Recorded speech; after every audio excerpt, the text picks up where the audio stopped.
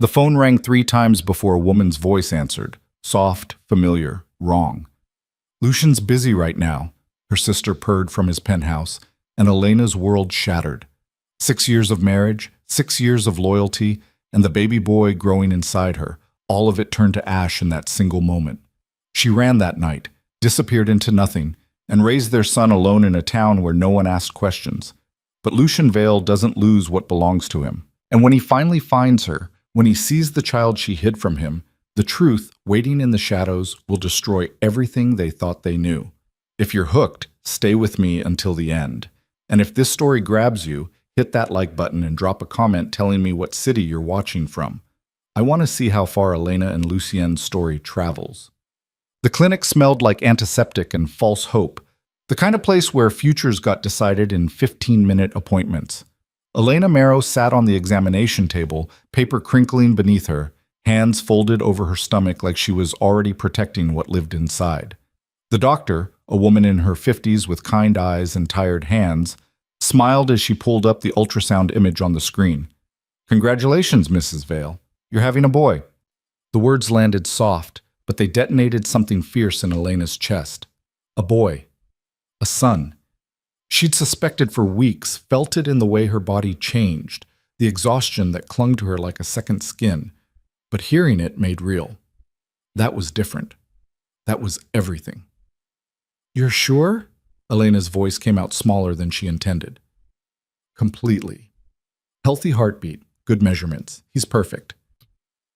The doctor handed her a printout, a grainy black and white image that looked more like abstract art than a child, but Elena stared at it like it held the secrets of the universe. Perfect. Their son was perfect. She thanked the doctor, gathered her things, and walked out into the Los Angeles afternoon with the ultrasound picture pressed against her heart.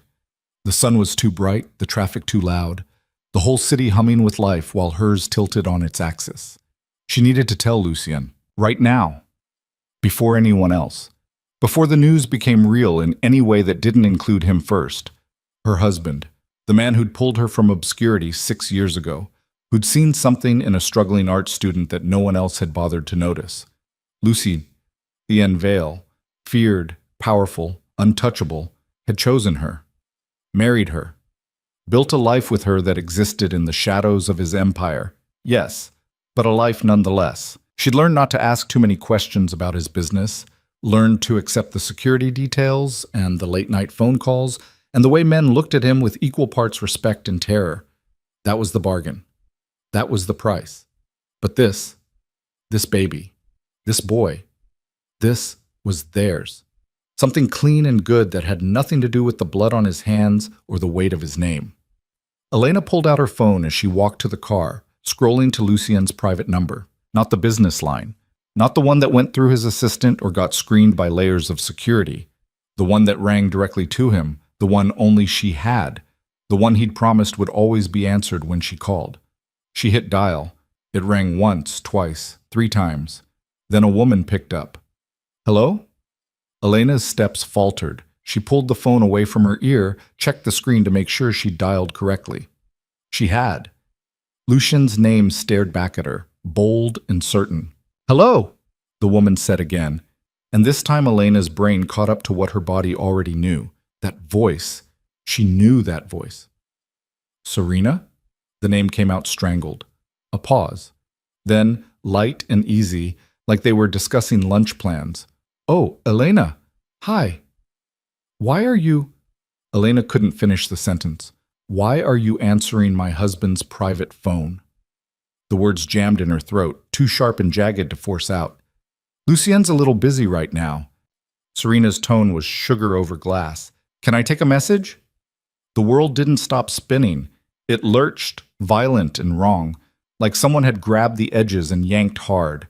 Elena stood frozen on the sidewalk, people streaming past her, car horns blaring, and all of it felt distant, muffled, like she was underwater. "Busy," Elena repeated.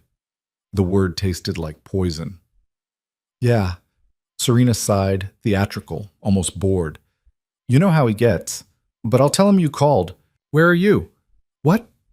"Where are you?" Elena's voice cracked on the last word. Another pause, longer this time. When Serena spoke again, the sweetness was gone. At the penthouse. Where else would I be? At the penthouse. Lucian's penthouse. The one Elena had left this morning after kissing him goodbye, after he'd promised to be home for dinner, after he'd pulled her close and told her he loved her in that low, rough voice he only used when they were alone, the one her sister had no business being in. Put him on, Elena said. Her hands were shaking so hard she almost dropped the phone. I told you he's... Put him on. Serena laughed, actually laughed. Elena, you're being dramatic. I'm just helping him with some... Elena hung up. The click felt final, like cutting a cord. She stood there, phone clutched in one hand, ultrasound picture in the other, and tried to breathe through the thing, clawing up her chest. Serena, her sister, the one who'd always been beautiful, where Elena was plain, confident where Elena was quiet, ambitious where Elena was content. The one who'd smiled at their wedding and told Elena she was so lucky, who'd visited their home and admired their life and asked 1,000 questions about Lucian's work, his schedule, his world. The one who was now answering his private phone from his penthouse in the middle of the afternoon. Elena's mind spun through possibilities, explanations, anything that would make this make sense. Maybe it was business. Maybe Serena had stopped by to drop something off, found Lucian's phone, answered it by mistake. Maybe... But the tone in her voice, the ease, the way she'd said, where else would I be, like it was obvious, like it was natural, like she belonged there. Elena got in her car. She didn't remember driving, didn't remember the route, but 20 minutes later she was pulling up to the building that housed Lucian's penthouse. The doorman recognized her. Of course he did. She was Lucian's wife, and waved her through without question. The elevator ride up felt like descending into hell. She used her key on the penthouse door. It swung open quietly, expensively, into the sprawling space that had never quite felt like home. Too modern, too cold. Too much a reflection of Lucian's world, and not enough of hers. She'd always preferred their actual home, the house in the hills with the garden and the warmth. This place was where he worked, where he met with people she didn't ask about, where he kept the pieces of his life she'd agreed not to touch. The living room was empty. No Lucian, no Serena. But she could hear voices, low and indistinct, coming from deeper in the penthouse. Elena moved toward them. Her heels clicked on the marble floor, too loud, but she didn't care. She passed the kitchen, the dining room, walked down the hall toward Lucian's office. The door was cracked open. I have to tell her eventually, Serena was saying. Her voice floated out, casual, almost amused. Not yet. Lucian's voice. Hard, final. Elena's hand went to the door frame. She should announce herself. Should push the door open and demand answers. But something kept her frozen there, listening. She's going to find out, Serena said. You can't keep this from her forever. I'll handle it. Will you? Because from where I'm standing, you're already in too deep. A sound, papers rustling maybe, or Lucian moving across the room. This isn't your concern. Isn't it? Serena's voice shifted, went softer. Lucian, I'm just trying to help. You know that, right? I care about what happens to you. Silence. Long enough that Elena's heart started to crack. I know, Lucian said finally. Quiet. Almost gentle. That was when Elena pushed the door open. They both turned. Lucian stood behind his desk, dressed in the same suit he'd worn that morning, looking every inch the man who ruled an empire from the shadows. And Serena. Serena stood close, too close, one hand resting on the desk between them like she had every right to be there. Her sister looked perfect. She always did. Dark hair swept back, dress that probably cost more than Elena made in a month before she'd married Lucian, makeup flawless. She looked like she belonged in this world of power and danger and expensive things. She looked like she belonged with him. Elena! Lucian's expression shifted, surprise flickering across his features before settling into something guarded. I didn't know you were coming by. Clearly. Elena's voice came out steadier than she felt. She looked at Serena. What are you doing here? Serena smiled. Lucian and I were just discussing some business. Business. Elena tasted the word, found it bitter. What kind of business would my husband have with my sister? Elena, Lucian started, but she cut him off. No, I want her to answer. Serena's smile didn't falter. Investment opportunities. Lucien's been advising me on some properties I'm looking at. A lie. Elena knew it was a lie the way you know the difference between thunder and something breaking. But before she could call it, Lucien spoke. We're done here, Serena. I'll have my people send over the information. It was a dismissal, clear and absolute. But Serena took her time gathering her purse, her jacket, moving toward the door with the kind of grace that made Elena feel clumsy just watching. When she reached Elena, she paused, leaned in like she was going to kiss her cheek. Instead, she whispered just loud enough for Elena to hear, "You should ask him about the offshore accounts." Then she was gone, heels clicking down the hall, the penthouse door opening and closing with a soft final sound. Elena stood there, that whisper echoing in her skull. Offshore accounts. What offshore accounts? What was she talking about? Elena turned to Lucien. He'd moved around the desk, was walking toward her with his hand slightly raised, like she was something skittish that might bolt. She's trying to stir up trouble. You know how she is. How she is? Elena's voice rose. How she is? Lucien, she answered your private phone, the one that's supposed to be just for me. And when I called, she was here, in your penthouse, talking about things you're keeping from me. I'm not keeping anything from you. Then what were you discussing? What can't you tell me yet? What are you in too deep with? Lucien's jaw tightened. Business, that's all. Don't. The word came out sharp. Don't treat me like I'm stupid. Don't treat me like I'm one of your employees you can just order around and expect blind loyalty. I have never treated you like that. Then tell me the truth. She was shaking now, the ultrasound picture still clutched in her hand, crumpling under her grip. Tell me why my sister is answering your phone and standing in your office and whispering about offshore accounts like she knows more about your life than I do. Lucien's expression shuddered. It was a look she'd seen before, the one he wore when someone pushed too hard, asked too much, got too close to things he'd decided to keep locked down. Elena, you need to trust me. I do trust you. I have trusted you. For 6 years I've trusted you, and I've never asked questions I knew you didn't want to answer, and I've lived in this world you've built even though half the time I don't understand it, and the other half, it terrifies me. Her voice broke. But this, I can't just ignore this. There's nothing to ignore. Serena came to me asking for business advice. I gave it, that's all. Then why did she have your phone? I don't know. Maybe I left it on the desk and she picked it up without thinking. Without thinking? Elena laughed, sharp and humorless. Serena doesn't do anything without thinking. Everything she does is calculated. You're being paranoid. The word landed like a slap. Elena stepped back, stared at him. I'm being paranoid? I call my husband's private number to tell him something important, and another woman answers, my own sister, and I'm paranoid for thinking something's wrong? Lucien's eyes narrowed. What did you need to tell me? She looked down at the ultrasound picture in her hand. The edges were torn now, wrinkled from how hard she'd been gripping it. Their son. The news she'd been so desperate to share, the joy that had filled her chest just an hour ago. Now it felt like ashes. Nothing, she said quietly. It doesn't matter. Elena, I need to go. She turned, started walking. Lucien called after her, but she didn't stop. Didn't look back. Just kept moving until she was in the elevator, until the doors closed, until she was alone with her reflection in the polished metal and the truth she didn't want to face. Her sister had answered her husband's phone. Her sister was in his penthouse, in his office, in his life. Her sister knew things Elena didn't. Her sister had whispered about secrets like she was the keeper of them. And Lucien had defended her, had told Elena she was paranoid, had shut down instead of opening up. The elevator doors opened.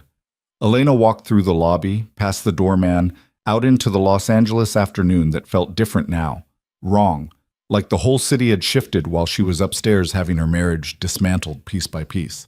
She got in her car, drove, didn't know where she was going until she pulled up outside their house, the real one, the one she'd decorated and filled with life and thought of as home.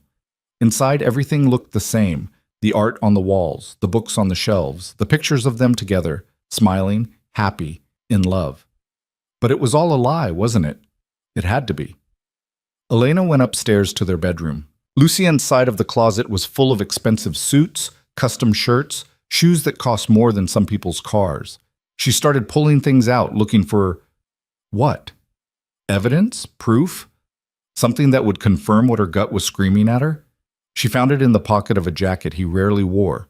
A receipt, dated 3 weeks ago. Tiffany and Company, $47,000. Elena's hands went numb.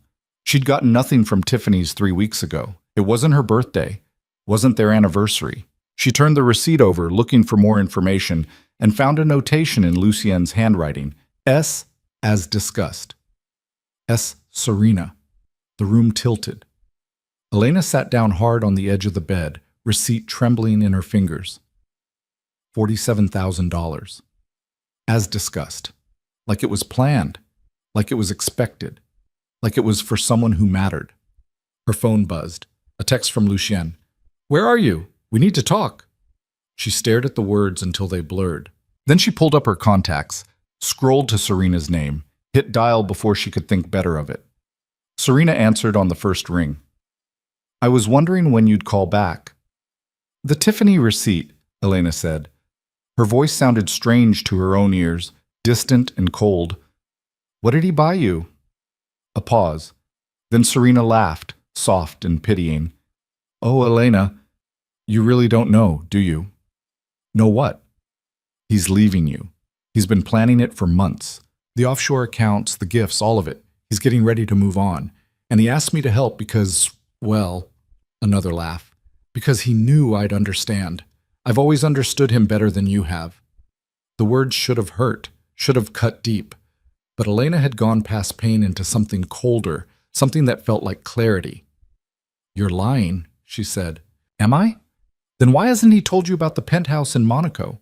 Or the accounts in the Caymans? Or the fact that he's been meeting with divorce attorneys for the past month?" Elena's free hand moved to her stomach, pressed against the life growing there. Their son. The boy Lucien didn't know existed. "Ask him," Serena continued. "Ask him about any of it. See what he says. See if he can look you in the eye and tell you I'm lying." The line went dead. Elena sat there in the bedroom she'd shared with Lucien for 6 years, surrounded by the life they'd built, and felt it all crumble to dust. Maybe Serena was lying. Maybe this was some sick game, some play for power or money, or whatever it was Serena had always wanted and never gotten. But the receipt was real. The offshore accounts Serena mentioned, Lucien hadn't denied them. And the look on his face in the office, the way he'd shut down when she pushed, the way he'd called her paranoid instead of proving her wrong. Her phone buzzed again. Lucien calling now. She didn't answer. Instead, she pulled out a suitcase and started packing.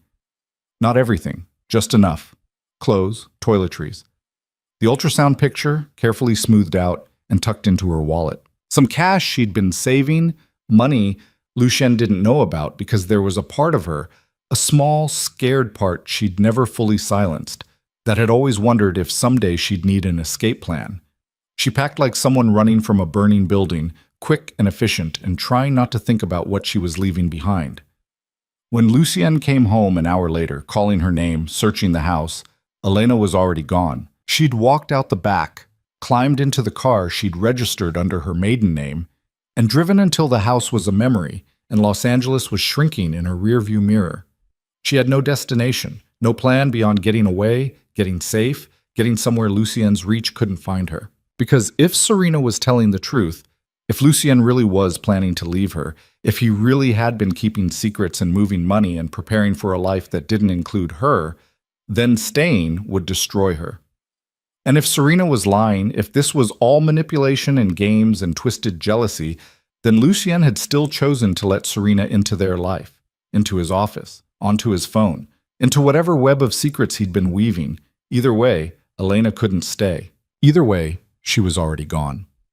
She drove north through the night, through cities that blurred into highway, through rest stops where she closed her eyes and tried not to see Lucien's face. Tried not to remember the way he'd looked at her on their wedding day, or the promises he'd made, or the life she'd thought they were building. By the time the sun rose, she'd crossed into Oregon. By the time it set again, she was in Washington. And when she finally stopped, when she couldn't drive anymore, and the exhaustion was making her hands shake on the wheel, she pulled into a small coastal town called Mercy Bay. Population 8,000. Tourist destination in summer, dead quiet in fall. The kind of place where you could disappear if you needed to, if you were desperate enough. Elena checked into a motel using cash and a fake name. Sarah Mitchell, she told the clerk, and he didn't blink, didn't question, just handed over a key and pointed her toward the room 12. Inside, she locked the door, set down her suitcase, sat on the edge of the bed, and finally let herself break. She cried for the marriage she'd believed in, for the man she'd loved, for the sister who'd betrayed her, for the family she'd thought she was building and the future that had turned to smoke. And she cried for the baby growing inside her, the boy who would never know his father, who would grow up with half his history missing because Elena wouldn't go back. When the tears ran out, she pulled out the ultrasound picture one more time, studied the grainy image of her son. "It's just us now," she whispered, "but I'll keep you safe, I promise, no matter what it takes." In Los Angeles, Lucian Vale tore his house apart looking for his wife. Called every number she had, activated every contact in his network, sent men to check hospitals, hotels, her friends' houses, anywhere she might have gone. But Elena had learned well from 6 years of watching how he moved through the world. She'd learned how to disappear, how to leave no trace. And as Lucian stood in their empty bedroom, staring at the space where her clothes had been, he had no idea that his wife was carrying his son. Had no idea that the life he'd built was about to become 6 years of searching for something he'd lost the moment he let Serena answer that phone. No idea that the truth, when it finally came, would destroy them both. The first winter in a Mercy Bay nearly killed her. Not literally, though there were nights Elena thought about walking into the ocean and just letting the cold take her. But in the way it stripped everything down to survival. The motel room became too expensive after 2 weeks. She found a studio apartment above a bait shop that smelled like fish guts in desperation, paid 3 months up front with the cash she had left, and tried to figure out how to become someone else. Sarah Mitchell. That's who she was now. No history, no husband, no sister who'd burned her life down with a smile and a whispered secret. Just a woman alone, pregnant, running out of money in a town that barely noticed her. The baby, Nico, she'd started calling him in her head, though she didn't know why that name felt right, grew inside her while the world outside turned gray and cold. Elena took a job waitressing at a diner called The Anchor, the kind of place that served coffee so bad it could strip paint and didn't ask questions when you put a fake social security number on the application. The owner, Dale, was 70 and half deaf and paid her under the table without blinking. "You're good with people," he told her after her first week. "Don't smile much, but you're good." She didn't tell him she'd forgotten how to smile. Didn't tell him about the night she woke up reaching for someone who wasn't there, or the way she still checked her phone for messages from a number she'd blocked, or how sometimes she stood in the shower and cried so hard she thought her ribs might crack. The other waitress, a woman named Jody with bleached hair and a smoker's rasp, cornered her one afternoon during the slow stretch between lunch and dinner. "So what's your story?" Jody asked, lighting a cigarette despite the no-smoking sign Dale had posted and ignored for decades. "Don't have one," Elena said. "Bullshit. Everyone's got a story, especially the ones who end up here looking like they're hiding from something." Elena met her eyes. "Maybe I just like the ocean." Jody snorted. "Yeah, and I'm Miss America." She took a drag, blew smoke toward the ceiling. "Look, I don't care what you're running from. Half this town's running from something. But word of advice? Get your story straight before someone asks who can actually do something about it." "Like who?" "Like anyone with a computer and too much time." Jody stubbed out the cigarette. "Small towns talk, honey. Right now you're new and interesting. Give it a month and they'll get bored. But until then, keep your head down and your lies simple." It was the best advice Elena got those first months. She kept her head down, worked her shifts, saved every dollar she could while her stomach swelled and her back ached and the fear of being found wrapped around her throat like a noose. Because Lucien was looking. She knew he was looking. A man like him didn't lose things, didn't accept defeat, didn't stop until he'd torn apart the world to find what belonged to him. And she had belonged to him, had taken his name, worn his ring, slept in his bed, and believed his promises. She just didn't know if he was looking because he loved her or because she'd had the audacity to leave. 3 months in, Her phone, the new one she'd bought with cash at a truck stop, the one with a number no one knew, buzzed with a news alert. She almost ignored it, almost deleted the app entirely because staying connected to the world she'd fled felt dangerous. But she looked, and there he was. The photo was from some charity gala in Los Angeles, the kind of event where power brokers wore tuxedos and pretended their money was clean. Lucien stood in the center of a group of men in suits, looking every inch the legitimate businessman he pretended to be in public. Sharp jaw, dark eyes, the kind of face that made people shut up when he walked into a room. And next to him, wearing a dress that probably cost more than Elena made in 6 months, was Serena. Her sister's hand rested on Lucian's arm, possessive, casual, like it belonged there. The caption read, "Lucien Vale and companion at the Children's Hospital Foundation Gala." Companion. Elena stared at that word until her vision blurred. Then she threw the phone across the room hard enough that it cracked against the wall and shattered. Jody found her in this bathroom 20 minutes later, sitting on the floor with her knees pulled up as far as her belly would allow, shaking so hard her teeth chattered. "Jesus Christ," Jody muttered. She sat down next to Elena, didn't ask permission, just pulled her close like they were friends instead of co-workers who barely knew each other. "What happened?" "Nothing." "Try again." Elena's throat worked. "I saw a picture." "Of?" "Someone I used to know." Jody was quiet for a moment. Then, "The baby's father?" Elena's hands went to her stomach instinctively, protective. "No." "You're a terrible liar. You know that?" "He doesn't know." The words came out broken. "About the baby? He doesn't know, and I can't. I won't, okay?" Jody cut her off. "Okay. You don't have to explain. But honey, whatever you're running from, whatever put that look on your face, you got to deal with it before this kid comes. Because babies don't care about your damage. They just need you whole enough to take care of them." Elena wiped her eyes. "I don't know how to be whole." "Then you learn, day by day, minute by minute if that's what it takes." Jody stood, offered her hand. "Come on. Dale's going to wonder where we went, and I don't feel like getting lectured about bathroom breaks again."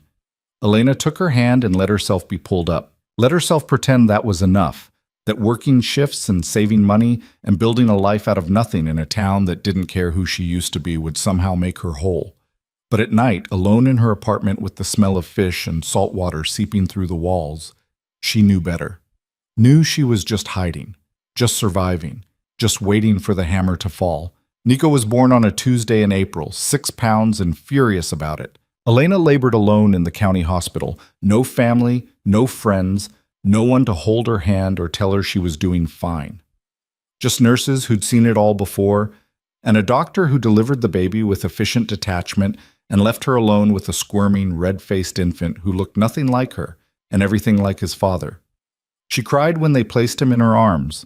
Cried because he was perfect and terrible and hers and not hers all at once. Cried because Lucien should have been there, should have seen his son take his first breath, should have known he had a child in the world who carried his blood, his face, his legacy. But Lucien had made his choice, and Elena had made hers. "What are you naming him?" the nurse asked, clipboard ready. Elena looked down at her son, at the dark hair already thick on his head, at the eyes that would probably turn brown like Lucian's, at the tiny hands that gripped her finger with surprising strength. "Nico," she said. "Nico Mitchell. Not Vale. Never Vale." That name belonged to a life she'd burned to ash. The first year was chaos.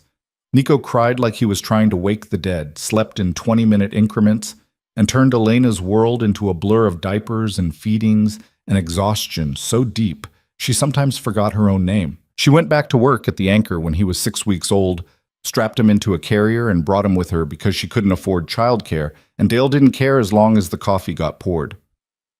"Kid's got lungs," Dale observed one afternoon when Nico wailed through the lunch rush. "Yeah," Elena said, bouncing him while she balanced a tray of food. "He's persistent. Like his mom." She didn't correct him. Didn't say that persistence was just fear dressed up in action, that every day she woke up terrified this would be the day Lucien found them, that she checked the news obsessively for any mention of his name or Serena's face or the empire she'd fled. But the days turned into weeks, weeks into months, and no one came. No black SUVs rolled into Mercy Bay. No men in expensive suits asked questions at the anchor. No one looked at Nico and saw Lucian's features stamped on an infant face. She started to breathe a little easier, started to believe maybe, she'd actually gotten away. That belief lasted until Nico turned 2. Elena was walking home from the grocery store, Nico strapped to her back in a carrier he was getting too big for, when she saw the car. Black sedan, tinted windows.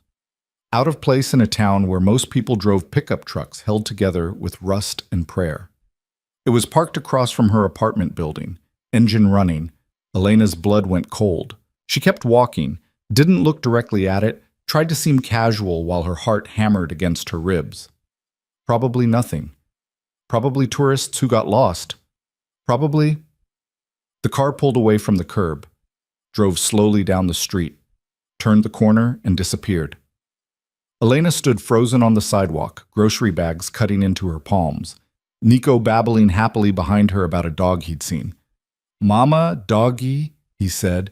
"Big doggy?" "I saw, baby." Her voice came out steady, practiced. She'd gotten good at lying, at pretending everything was fine when her world was tilting sideways. She took the long way home, circled the block twice, watching for the sedan, for anyone following, for anything that felt wrong. By the time she climbed the stairs to her apartment, she'd almost convinced herself she was being paranoid. Almost. She triple-checked the locks that night, kept the lights off, watched the street from behind the curtain while Nico slept in the small bedroom that barely fit his crib and a dresser. The sedan didn't come back. But 2 days later, a man showed up at the anchor. He didn't look like Lucian's people. Too casual, flannel shirt, jeans, work boots caked with mud. He could have been any fisherman or logger or construction worker who passed through Mercy Bay. Except his eyes were too sharp, too observing, and when Elena brought him coffee, he watched her like he was cataloging her features. "Thanks," he said. His voice was rough, unremarkable. "Let me know if you need anything else." She started to turn away. "Actually, I'm looking for someone. Maybe you can help." Elena's hand tightened on the coffee pot. "I can try." Woman, late 20s, might go by Elena, or maybe Sarah. He smiled, but it didn't reach his eyes. Dark hair, pretty, might have come through here a couple years back. The coffee pot nearly slipped from her grip. She caught it, forced her face into neutral. "Doesn't ring a bell. This is a small town, but we get tourists in the summer. Hard to remember everyone." She'd be memorable, probably pregnant when she arrived. "Sorry." Elena met his eyes, held them. "Can't help you." He studied her for a long moment, then nodded. "Thanks anyway." He left a 20 for a $4 cup of coffee and walked out. Elena made it to the bathroom before her legs gave out. She sat on the toilet lid, shaking, trying to breathe through the panic clawing up her throat. He knew. Someone knew. Someone was looking, asking questions, getting too close. She had to move, had to run again, had to... "You okay?" Jody's voice cut through the spiral. Elena looked up. "Yeah, fine." "Liar." Jody leaned against the sink. "Who was that guy?" "No one. He left you a 20 for shitty coffee and you're in here looking like you've seen a ghost. That's not no one." Elena's mind raced. She could trust Jody. Had to trust someone. Or she could keep lying, keep running, keep dragging Nico from place to place until, what? Until Lucian gave up? Until Serena got bored? Until the fear stopped choking her every time a stranger looked too long? "I need to leave," she said. The words felt like surrender. "Because of that guy. Because I can't stay anywhere too long.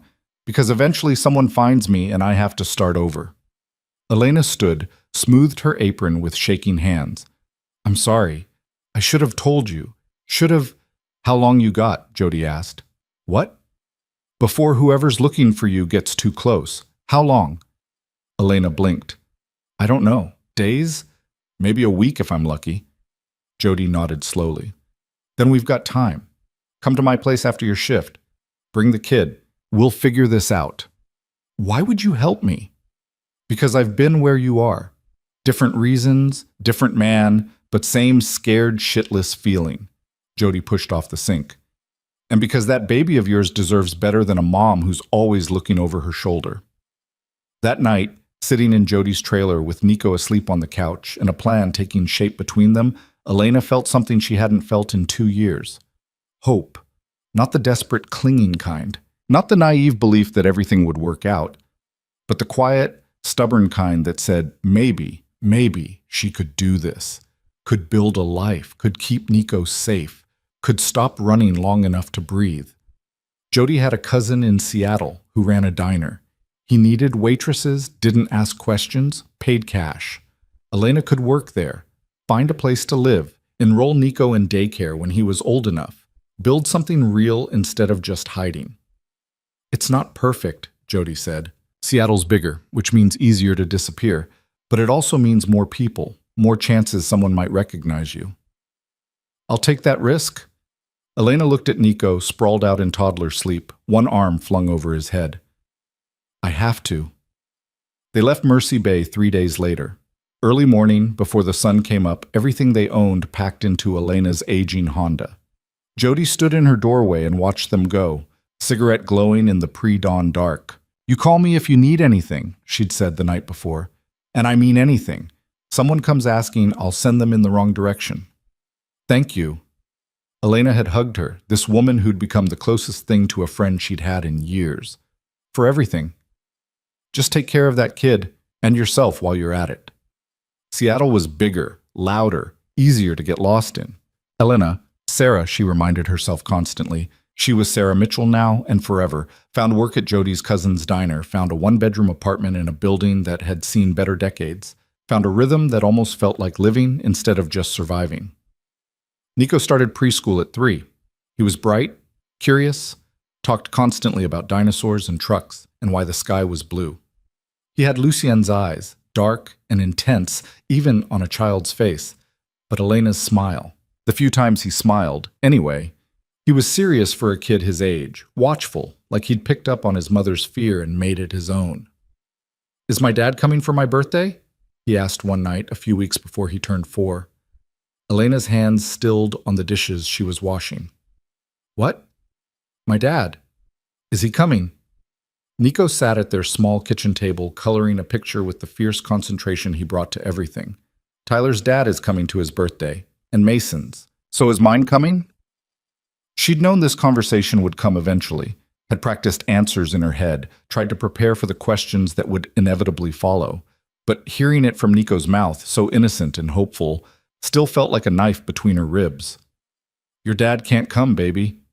She dried her hands, sat down next to him. He's far away. How far? Very far. Does he know about me? Elena's throat closed. No. Nico looked up from his coloring. Why not? It's complicated. That's what you always say when you don't want to tell me stuff. He went back to his drawing, scrubbing the red crayon so hard it broke. I don't care anyway. I don't need a dad. But he did care. Elena could see it in the way he watched other kids with their fathers at the park, in the way he got quiet when other kids talked about their dads, in the way he sometimes asked questions about Lucien, where he was, what he looked like, why he wasn't here, and then pretended not to care when Elena gave him half-truths and deflections. She was failing him. She knew it, but she didn't know how to fix it without risking everything. The years passed in a blur of work and school pickups and trying to build a normal life out of fragments. Nico turned 5, then 6, started kindergarten, made friends, asked fewer questions about his father and more about why they didn't have any other family, why there were no grandparents or aunts or uncles at his school events. It's just us, Elena told him, over and over, like a mantra. But we're enough. We're going to be okay. She almost believed it. Then Nico came home from first grade with a black eye and bloody knuckles. What happened? Elena dropped to her knees in front of him, checking his face, his hands, panic spiking through her. Nothing. Nico, tell me. He pulled away, jaw set in that stubborn way he had. So much like Lucien, it made her chest ache. Some kid said I didn't have a dad because my dad didn't want me. So I hit him. Oh, baby. I'm not a baby. His voice cracked. And it's not fair. Everyone else has dads and I don't, and you won't tell me why. You won't tell me anything. That's not true. It is. He was crying now, angry tears that he scrubbed away with his sleeve. You never talk about him. You don't have pictures, you don't even say his name. It's like he doesn't exist, like I don't exist. Elena reached for him, but he stepped back, shaking his head. I hate this, he said. I hate not knowing. I hate you for not telling me. He ran to his room and slammed the door. Elena sat on the floor of their small apartment, listening to her son cry, and knew she couldn't keep doing this. Couldn't keep running from the past while it poisoned the present. Couldn't keep lying to Nico about who he was, where he came from, why his father wasn't there. But telling him the truth meant risking everything. Meant admitting that his father was a dangerous man, that his mother had run because she'd believed a lie, that the whole foundation of their life was built on fear and deception. She didn't know which was worse, the lies or the truth. That night, after Nico had cried himself to sleep, and Elena had sat on the edge of his bed watching him breathe, she did something she hadn't done in 6 years.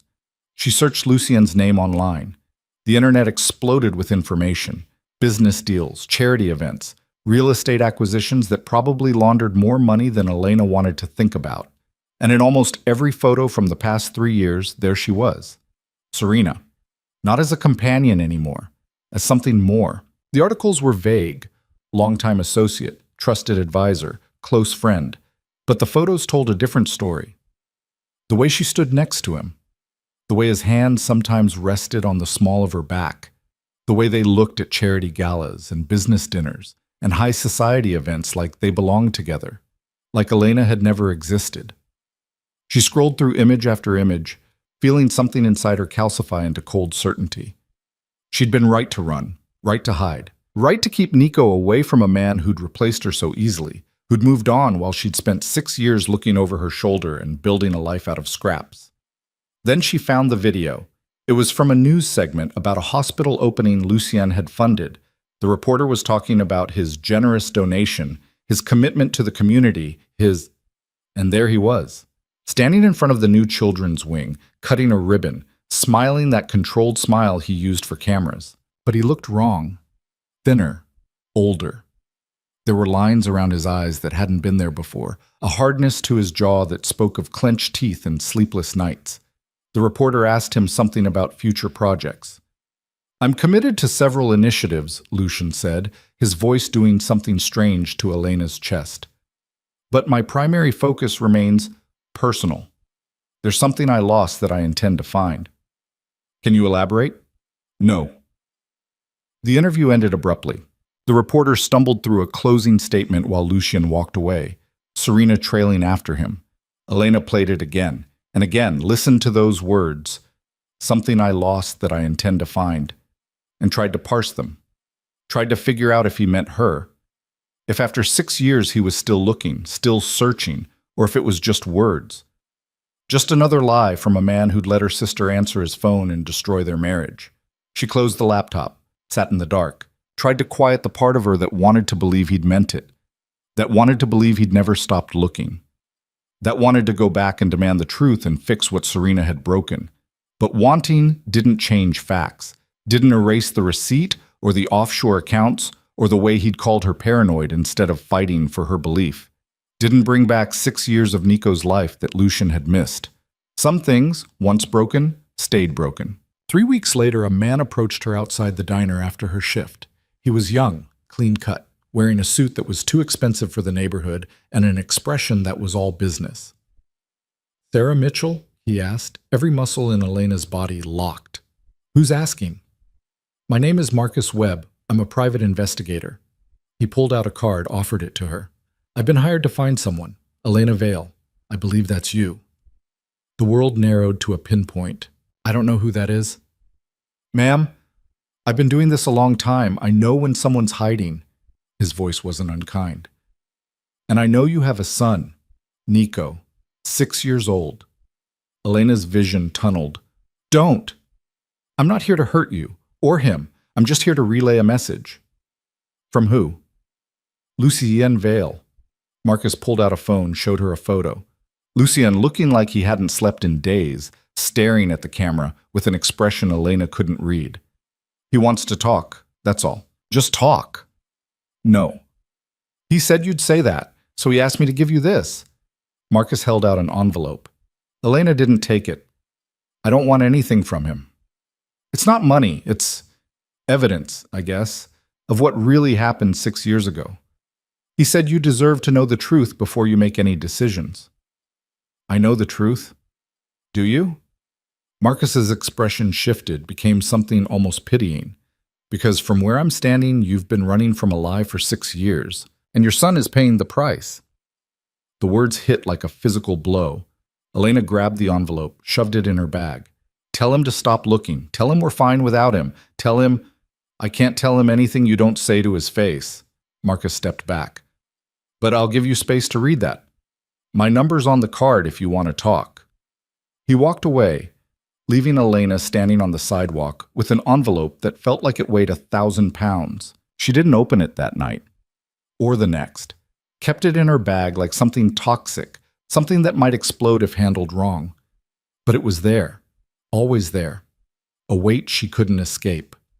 Finally, a week later, after Nico had gone to bed, and the apartment was quiet except for the sound of Seattle rain against the windows, she opened it. Inside were documents, photos, phone records, security footage stills, and a letter in Lucian's handwriting. Elena, if you're reading this, Marcus found you. I'm sorry for that. Sorry for invading the life you built. But I can't stop. I've never stopped. 6 years ago, you disappeared. I've spent every day since trying to understand why, trying to find you, trying to fix whatever I broke. I don't know what Serena told you. I don't know what you think happened, but I'm enclosing proof of what actually did. Look at it, read it, then decide if I'm still the enemy. I never stopped loving you. L. Elena's hand shook as she went through the evidence. Saw the security footage of Serena entering Lucian's penthouse with a stolen key. Saw the phone records showing she'd blocked Elena's number from his phone, rerouted calls, intercepted messages. Saw the financial documents proving the Tiffany receipt was for a bracelet Serena had bought herself using a corporate card she'd stolen. Saw the truth. 6 years of truth she'd run from. 6 years of lies she'd believed. 6 years of a life built on Serena's manipulation and Elena's fear. She read until dawn, until the evidence blurred and her tears dried and there was nothing left but the cold, hard understanding that she'd been wrong. About everything. The phone records were the worst part. Page after page of calls from Lucian's number to hers that she'd never received. Voicemails that had been deleted before they reached her. Text messages rerouted, blocked, erased. All of it Serena's work. All of it calculated to make Elena believe she'd been abandoned while Lucian thought she'd simply vanished. Elena sat at her kitchen table as morning light crept through the windows, surrounded by evidence of a betrayal so complete it had cost them 6 years. 6 years of Lucian searching, 6 years of her running, 6 years of Nico growing up without a father because Serena had wanted what wasn't hers and was willing to destroy everything to take it. The rage came first, hot and vicious, making her hands shake and her vision blur. She wanted to break things, wanted to drive to Los Angeles and put her hands around Serena's throat and demand to know why. Why their marriage? Why Lucien? Why go to such lengths to ruin 2 people who'd never done anything to her except exist? But rage burned itself out quickly, left behind something colder. Grief. For the time they'd lost. For the life they could have had. For Nico, who should have known his father from birth instead of growing up with a hole in his chest shaped like questions Elena couldn't answer. She was still sitting there staring at the letter in Lucian's handwriting when Nico padded out of his bedroom in his dinosaur pajamas. Mom? He rubbed his eyes. You didn't sleep again. I'm okay, baby. The lie came automatic. You look sad. He climbed into the chair next to her, peered at the papers spread across the table. What's all that? Elena's throat tightened. Grown-up stuff. Is it about my dad? The question shouldn't have surprised her. Nico had always been perceptive, always seemed to know when something was wrong, even when she tried to hide it. But hearing him ask it now, with Lucian's letter still warm in her hand, and the truth finally laid bare, felt like the universe forcing her hand. Yeah, she said quietly. It is. Nico sat up straighter. Did you find him? He found us. She watched her son process that. Saw the flash of hope, then fear, Then something harder to define crossed his face. He was 6 years old, too young to understand the complexity of what had happened, but old enough to know his life was about to change. Is he coming here? Nico asked. I don't know yet. Do you want him to? Elena looked at her son, this boy who had Lucien's eyes and her stubbornness and a right to know his father that she'd been denying him out of fear and wounded pride and a lie she hadn't questioned hard enough. I don't know, she admitted. I'm scared. Of him? Of a lot of things. She pulled Nico onto her lap, even though he was getting too big for it, held him close and breathed in the smell of his shampoo and childhood and the innocence she was about to shatter. But you deserve to know the truth. About everything. And I think your dad does too. She called Marcus Webb 2 hours later, after she'd gotten Nico to school, and sat in her car in the parking lot trying to find the words for a conversation she'd spent 6 years avoiding. Ms. Mitchell, Marcus answered on the first ring. I was hoping you'd call. Is he there? Her voice came out rougher than she intended. Lucien, is he in Seattle? He's been in Seattle for 3 weeks, waiting. 3 weeks? He'd been in the same city for 3 weeks while she'd gone about her life completely unaware. The thought made her skin crawl and her heart race in equal measure. I want to meet him, Elena said, but not alone, and not anywhere near my son until I understand what this is. Understood. Where and when? There's a coffee shop on Pine Street. Tomorrow morning, 10 o'clock. Tell him to come alone. He will. Elena hung up before she could second-guess herself, before the fear could talk her out of it, before she could run again. She didn't sleep that night, paced her apartment while Nico slept, tried on and discarded a dozen different opening lines, practiced conversations that all felt wrong. What did you say to someone you'd loved and lost and mourned and hated and never stopped thinking about? What did you say when you'd been wrong about everything? By the time morning came, she'd settled on the truth. Just the truth. No rehearsed speeches, no carefully constructed defenses. Just two people who'd had their lives torn apart by someone else's malice, trying to figure out if there was anything left worth salvaging. She dropped Nico at school, kissed his forehead, promised him pizza for dinner even though it was a Tuesday and they usually saved pizza for weekends. He looked at her like he knew something was happening but was too afraid to ask what. I love you, she told him. More than anything in this world. You know that, right? I know, Mom. He hugged her tight. Are you going to be okay? Yeah, baby, I'm going to be fine. Another lie. But maybe if she said it enough times, it would become true. The coffee shop was one of those places that tried too hard to be hip. Exposed brick, vintage posters, baristas with elaborate facial hair. Elena arrived 15 minutes early, ordered a coffee she didn't drink, and sat at a table in the back where she could see the door. Lucien walked in at exactly 10 o'clock. 6 years. 6 years since she'd seen him in person, since she'd heard his voice without the filter of a screen or the distance of a news clip. And he looked wrong. That was the first word that came to mind. Wrong in a way that had nothing to do with his clothes or his face and everything to do with the weight he carried. He'd always moved through the world like he owned it, like every room bent to his presence. But now there was something fractured in the way he held himself, something that spoke of too many sleepless nights and too much loss. Their eyes met across the coffee shop. Lucien stopped walking, just stood there, frozen, staring at her like she might disappear if he blinked. Elena forced herself to stay seated, forced herself not to run toward him or away from him or do any of the 1,000 things her body was screaming at her to do. He crossed the room slowly, sat down across from her without asking permission. Up close, the damage was worse. Circles under his eyes dark enough to be bruises. Lines carved into his face that hadn't been there before. He looked like a man who'd spent 6 years in hell and wasn't sure he'd actually made it out. Elena. Her name in his mouth sounded like a prayer and a curse and an apology all at once. Lucien. She wrapped her hands around her coffee cup to keep them from shaking. You look terrible. A ghost of a smile touched his mouth. You look beautiful. Don't. The word came out sharp. Don't do that. Don't sit here and pretend. I'm not pretending anything. His voice was rough, like he'd been shouting for hours. You are beautiful. You always have been. And I've spent 6 years trying to find you, so excuse me if I can't quite believe you're real right now. Elena's throat closed. She'd prepared herself for anger, for accusations, for him to demand to know why she'd left, why she'd hidden, why she'd destroyed their marriage over a phone call. She hadn't prepared for this. For him looking at her like she was something precious he'd thought was lost forever. I read everything, she said. The evidence, the phone records, all of it. Then you know. I know Serena lied. I know she manipulated both of us. I know I should have... Her voice broke. I should have stayed. Should have demanded answers instead of running. Should have trusted you. No. Lucien's hand moved toward hers, stopped short of touching. Don't do that. Don't make this your fault. Serena knew exactly what she was doing. She knew how to hurt you, how to make you doubt. And He stopped, jaw working. I should have seen it.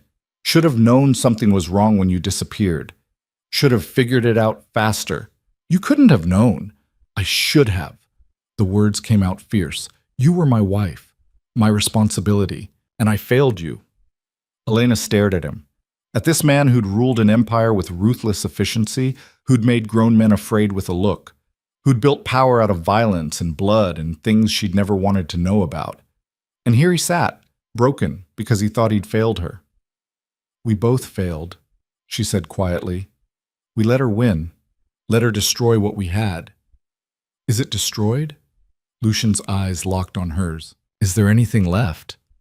The question hung between them, heavy with 6 years of loss and anger and grief and desperate, aching hope that neither of them wanted to voice.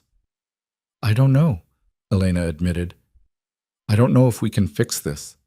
Don't know if we should even try. Too much time has passed. Too much damage has been done. I never stopped looking for you. Lucien's voice dropped lower. Never stopped loving you. Never moved on or let go or accepted that you were gone. Every lead I followed, every city I searched, every night I spent wondering if you were alive or dead or just so far gone I'd never find you. None of it made me stop. Serena was with you. Elena hated how the words tasted. In all those photos, at those events, standing next to you like she had any claim to my life? Lucien's expression hardened. She was useful. Had connections I needed. Information about you I thought she might have. I kept her close because I was desperate and stupid and didn't see that she was the reason you left until it was too late. When did you figure it out? 8 months ago. One of my people was going through old security footage for an unrelated case and found video of Serena entering my penthouse with a stolen keycard the day you disappeared. Started pulling threads from there. He leaned back, exhaustion written in every line of his body. By the time I had proof, she'd already done so much damage, I didn't know if I could fix it. Didn't know if you'd believe me, even if I found you. I believe you now. Elena's hands trembled. I believe you, and I'm sorry I didn't 6 years ago. Sorry I didn't fight for us. Sorry I... Stop. Lucien's hand finally bridged the distance, covered hers. His skin was warm, calloused, familiar in a way that made her chest ache. We don't do apologies for things Serena orchestrated. We don't take blame for her poison. Elena looked down at their joined hands. 6 years ago, she'd worn his ring on this finger. Had promised him forever in front of witnesses who probably hadn't believed it would last. And maybe they'd been right. Maybe marriages built in the shadow of empires and blood money were always doomed. But maybe not. There's something you need to know, she said. Her heart was hammering so hard she could barely hear herself think. Before we figure out what happens next, something I should have told you 6 years ago. Lucien went still. What? The day I called you, the day Serena answered your phone, I was coming from a doctor's appointment. Elena pulled her hand back, needed the distance to get through this. I was 12 weeks pregnant. I was calling to tell you we were having a son. The color drained from Lucien's face. What? A son. Nico. He's 6 years old now. He has your eyes and your stubbornness, and he's been asking about you his whole life, and I didn't know what to tell him because I thought... Her voice cracked. I thought you'd chosen Serena, thought you didn't want us. So I hid him from you and told myself it was better this way, and I was wrong. About everything. Lucien stood so abruptly his chair scraped across the floor. Other patrons glanced over, then quickly looked away when they caught the expression on his face. He turned, walked 3 steps, stopped, turned back. I have a son. Not a question. A statement, raw and jagged. Yes. 6 years old. Yes. And you never... He couldn't seem to finish the sentence, just stood there, hands clenched at his sides, looking like Elena had reached into his chest and ripped something vital out. I know. She stood too, needed to be on her feet for this. I know I should have told you, should have found a way to reach you, even if I thought you'd betrayed me. But I was scared and hurt, and I convinced myself he was better off without you, without your world, without the danger and the violence and everything that comes with your name. That wasn't your choice to make. Lucian's voice was dangerously quiet. I know. 6 years. I missed 6 years of my son's life because your sister is a manipulative psychopath and you believed her lies. I know. Do you? He crossed back to her in 2 strides, towered over her with all that barely controlled fury. Do you have any idea what you've taken from me? What I've lost? Yes. Elena held her ground, even though her instinct was to step back, to protect herself from the rage rolling off him in waves. I know exactly what you lost because I lost it too. I lost you. Lost the man I loved.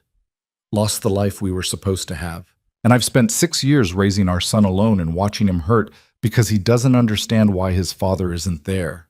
So, yes, Lucien, I know. They stood there, inches apart, breathing hard. The coffee shop had gone quiet around them. Elena could feel eyes on them but didn't care. Couldn't care about anything except the man in front of her and the truth that was finally, brutally, laid bare between them. I want to meet him, Lucien said finally. My son. I want to meet him. I know, and you will. But not like this. She gestured at him, at the fury still vibrating through his frame. Not when you're angry. Not when you look like you want to tear the world apart. He's 6, Lucien. He's a child. And he doesn't know you're his father yet. Doesn't know anything except that I've been lying to him his whole life. You have been. I know. And I'm going to tell him the truth. But I need to do it right. Need to prepare him. Need to...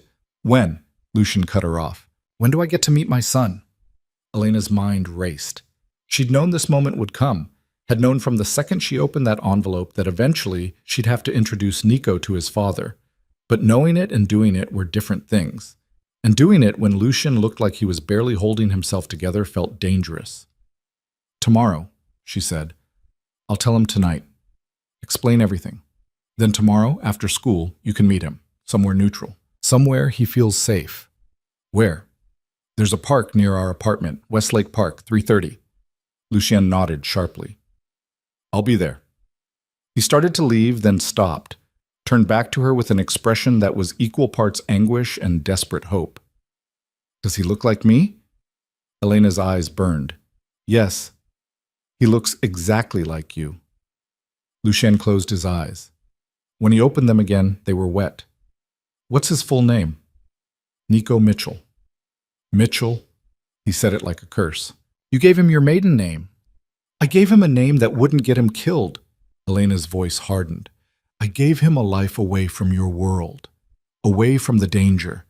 And maybe that makes me a terrible person. Maybe it makes me a coward, but I kept him safe. That's all I could do. You kept him from me. I kept him alive. The words hung between them, sharp and final. Lucien stared at her for a long moment. Then he walked out without another word. Elena sank back into her chair, shaking so hard she could barely breathe. The other patrons had gone back to their coffee and laptops, the moment passing like it hadn't just destroyed and rebuilt her entire world. She sat there for an hour, trying to figure out how to tell her son that his father was real and alive and wanted to meet him. Trying to find words that would make sense of 6 years of lies. Trying to prepare for a conversation that would change everything. When she finally went home, she cleaned the apartment with manic energy, scrubbed the kitchen until it gleamed, organized Nico's toys, did 3 loads of laundry, anything to keep her hands busy and her mind from spiraling. Nico came home from school full of stories about a science experiment gone wrong and a girl named Maya who'd shared her crackers at lunch. Elena let him talk, made him a snack, helped him with his homework. Normal mom things, normal afternoon routines. But when dinner was done and the dishes were washed and Nico was in his pajamas, she sat him down on the couch and knew she couldn't put it off any longer. "Nico, we need to talk." He looked up from the book he was reading, saw her expression, and immediately went serious. "Is something bad happening?" "No, not bad, just important." She pulled him close, and I needed the contact to get through this. "You know how you've been asking about your dad?" Nico went still. "Yeah. Well, I found him, and he wants to meet you." Her son pulled back, stared at her with Lucien's eyes wide and shocked. "Really? Really? He's here? In Seattle? And tomorrow after school, you're going to meet him at the park." "Tomorrow?" Nico's voice climbed. "That's so soon. I didn't think—" He stopped, confusion and hope and fear all chasing across his face. "Why now? Why not before?" Elena had prepared for this question, had known she'd have to explain without destroying Nico's faith in either of his parents or himself. "It's complicated," she started, then caught herself. "No, you deserve better than that. The truth is, your dad and I had a fight 6 years ago, a big one, and I left before we could fix it. I thought he didn't want us, thought he'd chosen someone else. So I hid from him and I took you with me, and I was wrong." "You thought he didn't want me?" Nico's voice went small. "No, baby, never you. He didn't even know about you. I found out I was pregnant the same day we fought, and I left before I could tell him." Elena's throat tightened. "So he's been looking for me all this time, for us, and he finally found us, and now he wants to meet you more than anything." Nico processed this, his young face working through emotions he didn't have names for yet. "Is he nice? He can be? Is he scary? Sometimes." Elena wouldn't lie about that. "But he won't hurt you. He would never hurt you." "What if he doesn't like me?" The question broke Elena's heart. "He's going to love you, I promise. You're his son. How could he not?" "You said you and him had a fight. Are you still fighting?" "No. We're trying to figure things out, trying to understand what happened and if we can fix it." She cupped Nico's face, made him look at her. "But whatever happens between me and your dad, that doesn't change how we feel about you. You're our son, both of us, and we both love you." "Even though he just met me?" "He loved you before he even knew you existed, trust me." Nico was quiet for a long time, then, "What's his name?" "Lucien. Lucien Vale." "That sounds like a superhero name." Despite everything, Elena laughed. "Yeah, it kind of does. Is he rich?" "Very." "Does he have a big house?" "Several." Nico's eyes went wide. "Really?" "Really, your dad is a very powerful man. He runs businesses and knows important people and has more money than we could spend in 100 lifetimes." Elena paused. "But that's not what makes him important. What makes him important is that he's your father, and he's been looking for you, for us. And now he's here. Are we going to live with him?" "I don't know yet. We're taking this slow, one step at a time, starting with meeting him tomorrow." She pulled Nico close again. "Are you okay with that? With meeting him?" Nico nodded against her chest. "Yeah, I'm scared, but I want to." "Being scared is okay. I'm scared too." "Really? Really? This is scary for all of us, but we're going to get through it together." They sat like that for a while, Elena holding her son and trying not to think about how tomorrow everything would change. How Lucien would see Nico and Nico would see Lucien, and their lives would collide in ways she couldn't predict or control. She put Nico to bed an hour later, stayed with him until he fell asleep. Then she went to her own room, pulled out the box she kept hidden in the back of her closet, and opened it for the first time in 6 years. Inside was her wedding ring, the photos from their wedding day, a shirt of Lucien's she'd stolen and never returned, things she'd kept even when she'd convinced herself she hated him, even when she'd built a new life and a new identity and tried to forget the woman she used to be. She pulled out the wedding photo. They looked so young, so happy, so convinced they were building something that would last. Maybe they still could. Maybe the wreckage wasn't permanent. Maybe... Her phone rang. Unknown number. Elena almost didn't answer, but something made her pick up. "Hello? Elena? Serena's voice poured through the line like poison. I heard you and Lucien had a little reunion. How sweet. Elena's blood went cold. Did you really think I wouldn't know? That I wouldn't have people watching? You've been gone for 6 years, sister. Did you think the world just stopped while you were playing house in whatever dump you've been hiding in? What do you want? I want you to understand something. Serena's voice went hard. Lucien is mine. He's been mine since the day you left. And whatever story he told you about me manipulating you, about me stealing his phone and blocking your calls, it's just that. A story. An excuse for why he moved on. I saw the evidence. Evidence can be fabricated. You of all people should know that. Serena laughed. You think he spent 6 years looking for you? He spent 6 months. Then he gave up. Then he came to me. And we built something real while you were off raising a bastard who… Elena hung up, blocked the number, threw the phone across the room. Her hands were shaking. Serena's voice echoed in her skull, all those poisoned words trying to burrow in and make her doubt again. Make her question what she'd seen, what Lucien had told her, what the evidence clearly showed. But she wouldn't. Not this time. Serena had won once with lies and manipulation. She wouldn't win again. Elena picked up her phone, called Marcus Webb. Ms. Mitchell, he answered. Is everything all right? Serena just called me. How did she get my number? A pause. I don't know, but I'll find out. I need you to do something else. I need you to make sure she stays away from my son, from me, from Lucien. Whatever it takes.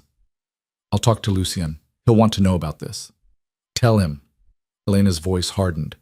Tell him his companion has been making threats. See what he does about it.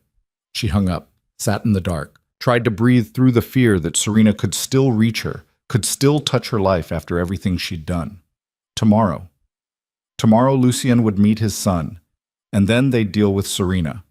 Together.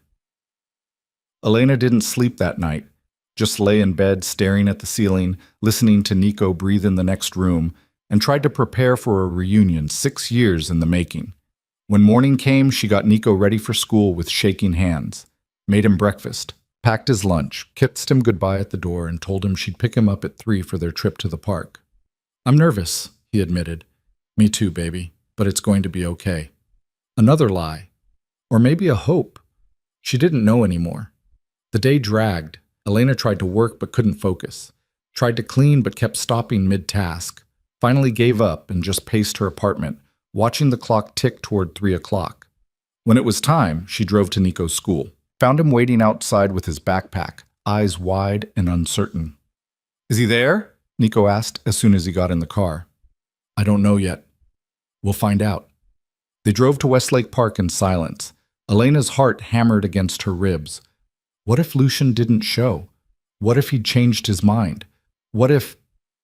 He was already there when they arrived, standing by the fountain in a suit that probably cost more than Elena's car, looking completely out of place among the joggers and dog walkers and parents pushing strollers, looking like a man about to meet his son for the first time. Elena parked, took a breath, looked at Nico. That's him, she said quietly. That's your dad. Nico stared through the windshield, taking in the man who'd given him half his DNA and none of his history. He's tall. Yeah, he is. He looks serious. He usually is. Is he mad at us?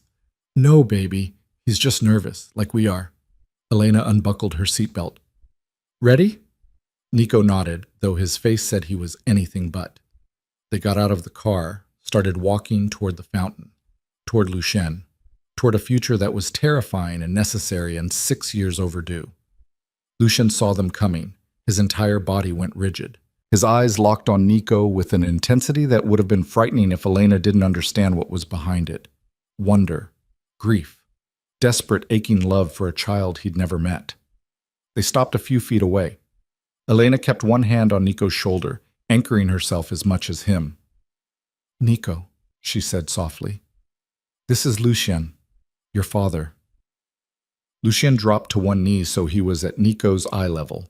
Up close, the resemblance was staggering. Same dark eyes, same sharp jawline, same way of holding themselves like they were bracing for impact. Hi, Lucien said. His voice was rough. I'm It's good to finally meet you. Nico stared at him. You're really my dad? Yes. How come you never came before? The question hit like a bullet. Lucien's expression cracked just for a second before he pulled it back together. Because I didn't know where you were. Your mom and I.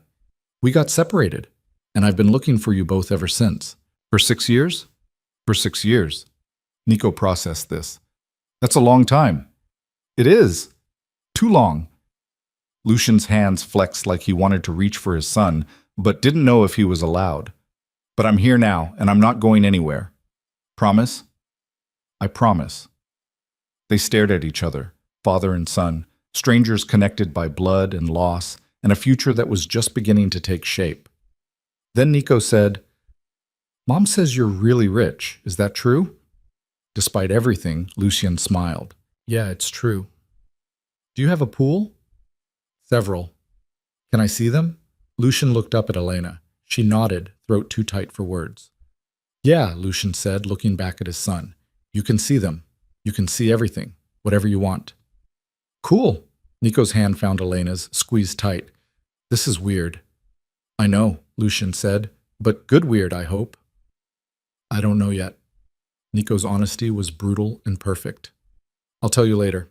And in that moment, watching her son meet his father for the first time, Elena felt something shift. Not healing, that would take time, work, honesty between all of them. But a beginning, a chance, a possibility that maybe, just maybe, they could build something from the ruins Serena had left behind. They ended up at a pizza place 3 blocks from the park because Nico declared he was starving and Elena didn't have the energy to argue. Lucien followed them in his own car, a black Mercedes that made Elena's Honda look like it was held together with duct tape and optimism, and met them inside with the kind of rigid formality that suggested he had no idea how to be around children. Nico slid into the booth first, Elena next to him, and Lucien sat across from them looking like he was attending a business meeting where the stakes were his entire life. So, Nico said, studying the menu with intense concentration, do you like pepperoni? Lucien blinked. Yes. Good, because Mom always gets vegetables on half, and it's gross. Nico shot Elena an accusatory look. Vegetables don't belong on pizza. Vegetables are good for you, Elena said automatically. They're gross for me. Despite the tension coiled in every muscle, Lucien's mouth twitched. I'm with Nico on this one. See? Nico gestured at his father like this settled the matter. He gets it. You two just met and you're already ganging up on me. Elena tried to sound annoyed but couldn't quite manage it. This was surreal. Sitting in a pizza place with her son and the man she'd loved and lost, arguing about toppings like they were a normal family instead of 3 people held together by DNA and 6 years of wreckage. The waitress came by. They ordered large pepperoni, no vegetables, and 3 sodas. When she left, silence descended like a weight. Nico broke it. Mom says you're important, like run businesses and stuff. I do, Lucien said carefully. What kind of businesses? Elena tensed. This was dangerous territory. How did you explain to a 6-year-old that his father's empire was built on things that existed in the gray spaces between legal and lethal? But Lucien surprised her. Different kinds, real estate mostly. I buy buildings, fix them up, sell them, or rent them out. That sounds boring. It can be. Do you have any fun jobs? Not really. Mostly just meetings and paperwork. Nico looked disappointed. Tyler's dad is a firefighter. That's way cooler. Yeah, Lucien agreed. That is cooler. Do you at least have a cool car? I have several. Nico's eyes lit up. Can I see them? Nico. Elena started, but Lucien cut her off. Yes. Anytime you want. The pizza arrived. Nico attacked it with the single-minded focus of a hungry child, leaving Elena and Lucien to navigate conversation around mouthfuls of cheese and marinara. He's a good kid, Lucien said quietly. He is. You did that. Raised him right. Elena's throat tightened. I tried. You succeeded. Lucien's eyes were dark, intense. I can see it. The way he talks, the way he carries himself. He's confident, happy. You gave him that. He deserves more than just me. The words came out before she could stop them. He's got more now. Lucian's jaw set. He's got me, and I'm not going anywhere. Elena wanted to believe him, wanted to trust that this time things would be different, that the truth was finally out and they could build something real from the ashes. But 6 years of running had taught her that trust was expensive and easy to lose. What happens now? She asked. What do you want to happen?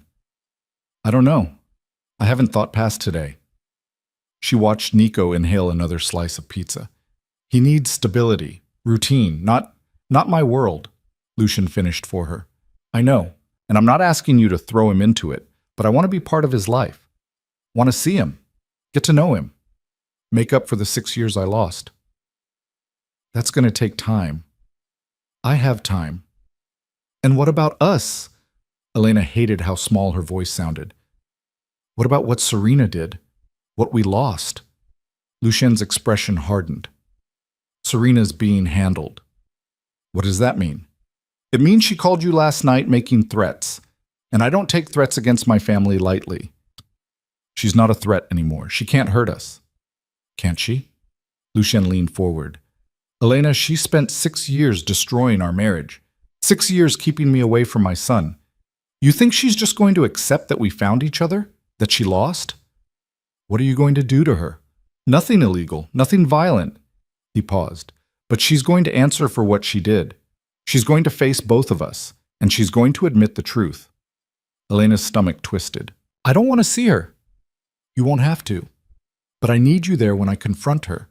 Need her to see what she destroyed so she understands the consequences. Lucien, she tried to take everything from me. From us. And she almost succeeded. His voice dropped, went dangerous. I can't let that stand. Mom? Nico's voice cut through the tension. Can I get dessert? Elena blinked, pulled herself back to the present. What? Dessert? They have ice cream. He pointed at the menu, hopeful. Sure, baby, whatever you want. While Nico debated between chocolate and vanilla, Lucien's phone buzzed. He glanced at it, frowned, then looked at Elena. I need to take this. Work thing. I'll be right back. He stepped outside. Through the window, Elena could see him pacing, phone pressed to his ear, expression carved from stone. Whatever he was hearing, it wasn't good. Is he always that serious? Nico asked. Pretty much. Are you going to get back together with him? The question caught Elena off guard. I don't know. Do you want to? It's complicated. Nico rolled his eyes. You always say that when you don't want to answer. Because it's always true. Elena pulled him close, kissed the top of his head. Your dad and I have a lot to figure out, a lot of hurt to work through. But what matters is that we both love you. That's not complicated. He doesn't know me yet. How can he love me? Because you're his son. That's how it works. That doesn't make sense. Love doesn't always make sense, baby. Lucien came back inside looking like someone had punched him in the gut. He sat down heavily, jaw working. What's wrong? Elena asked. Serena's in Seattle. The blood drained from Elena's face. What? She flew in this morning, checked into the Fairmont. My people have been tracking her since last night. He looked at Elena with something that might have been regret or fury or both. She's not done. Whatever she's planning, she's not done. How did she even know where we are? I don't know, but I'm going to find out. Lucien's phone buzzed again. He ignored it. I need to get you both somewhere safe, somewhere she can't reach you. We're not running again. Elena's voice came out harder than she intended. I spent 6 years running from her poison. I'm not doing it anymore. Elena, no. You said we'd confront her. You said she'd answer for what she did. So let's do it. Now. Today. Before she has a chance to spin more lies or hurt anyone else. Not with Nico here. Then we get him somewhere safe, and we deal with this. Elena's hands were shaking, but her voice stayed steady. I'm tired of being afraid of her. Tired of letting her control our lives. This ends now. Lucien studied her for a long moment. Then he nodded. Okay, but we do this my way, my people, my terms. Fine. Mom? Nico looked between them, ice cream forgotten. What's happening? Nothing you need to worry about, baby. Elena smoothed his hair back. We're going to take you to stay with someone for a little while. Someone safe. While your dad and I take care of some grown-up stuff. Is it about the bad lady? Nico's voice went small. The one who hurt you? Elena's heart cracked. She'd been so careful, so deliberate about not letting Nico see her fear, her anger, the damage Serena had left behind. But kids saw everything. Yeah, she admitted. It's about her, but it's going to be okay. I promise. 30 minutes later, they were at Marcus Webb's house on the outskirts of Seattle. It was small, nondescript, the kind of place that didn't attract attention. Marcus met them at the door with a warm smile that didn't quite hide the alertness in his eyes. This must be Nico, he said, crouching down. Your dad told me a lot about you. Nico looked skeptical. He just met me today. And he's already very proud of you. Marcus straightened, looked at Elena. He'll be safe here. I've got security, supplies, and more movies than any kid could watch in a week. I don't want to stay here, Nico said. I want to stay with you guys. Elena knelt in front of him. I know, baby, but this is important, and it won't be for long, just a few hours. You're going to fight the bad lady, aren't you? Nico's eyes, Lucien's eyes, were too knowing for a 6-year-old. We're going to talk to her, that's all. Will you come back? Of course we'll come back, always. She pulled him into a hug, breathed in the smell of pizza and childhood, and the fierce love that had kept her going through 6 years of exile. I love you more than anything. Love you too, Mom. Lucien stepped forward, awkward but determined. Can I?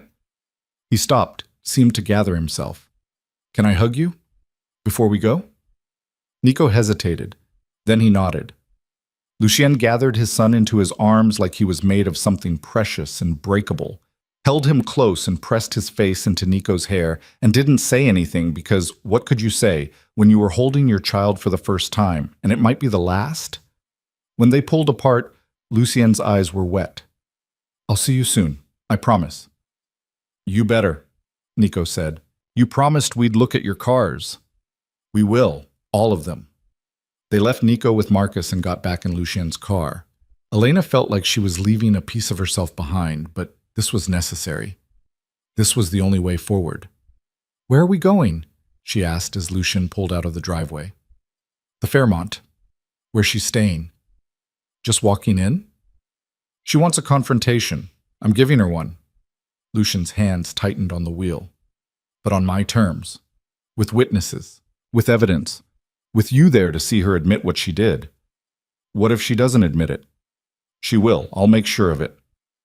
Elena wanted to ask how, but looking at Lucien's face, all sharp angles and controlled fury, she decided she didn't want to know. The drive downtown was silent. Elena watched Seattle blur past the window and tried to prepare herself for seeing Serena again, for looking her sister in the eye after 6 years and demanding answers for the wreckage she'd caused. They parked in the underground garage at the Fairmont. Lucien made a call as they walked to the elevator, his voice low and commanding. By the time they reached the lobby, 3 men in suits were waiting. Security, Lucien's people. They fell into formation around them without a word. She's in the penthouse, one of them said. Checked in under her own name. Hasn't left the room since arrival. Good. Lucien's expression was carved from ice. Let's go. The elevator ride up felt like descending into battle. Elena's heart hammered against her ribs. Part of her wanted to turn around, wanted to run, wanted to hide Nico away and never look back. But a bigger part, the part that had survived 6 years of fear and loneliness and lies, wanted this. Wanted to face the woman who'd destroyed her life and make her answer for it. The elevator doors opened directly into the penthouse suite. Expensive, tasteful. The kind of place Serena had always gravitated toward because she believed luxury was her birthright. She was standing by the window, silhouetted against the Seattle skyline, holding a glass of wine like she didn't have a care in the world. When she turned and saw them, her smile was pure poison. Elena, Lucien, how domestic. She took a sip of wine. I was wondering when you'd show up. You knew we would, Lucien said. His voice was flat, dangerous. Of course. You're both so predictable. Elena runs, you chase. I watch from the sidelines and wait for the inevitable. Serena's eyes landed on Elena, sharp and assessing. You look tired, sister. Motherhood not agreeing with you? Don't. Elena's voice came out steady despite the rage building in her chest. Don't pretend this is a family reunion. Don't pretend you care. Oh, but I do care. I've always cared. Serena set down her wine glass, moved closer. I cared when you married a man you didn't deserve. I cared when you played house in the shadows of his empire. And I cared when you ran away and gave me the opening I needed. To do what? Lucien's voice cut like a blade. To steal my phone? Block my wife's calls? Intercept our messages? Spend 6 years lying to both of us? I prefer to think of it as helping you both see the truth. Serena's smile never wavered. Elena was never strong enough for your world, Lucien. Never smart enough. Never ruthless enough. She was a liability. I did you a favor. A favor.